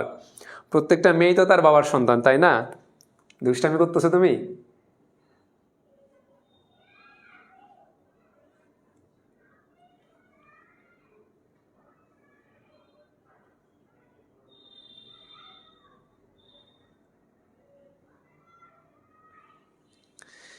ইলতুৎমিশের কন্যা সুলতানা, সুলতানা রাজিয়া।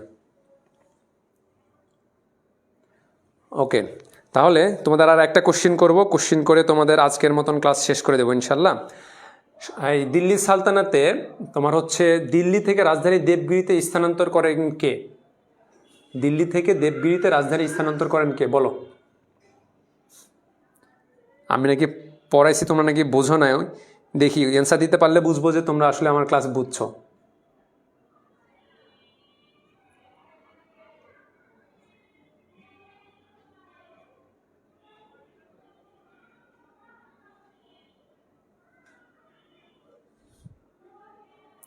অজানা পাখি কুতুব মিনার কেন বললা তুমি? কুতুব মিনার কিভাবে অ্যান্সার হয় ভাইয়া বলো তো?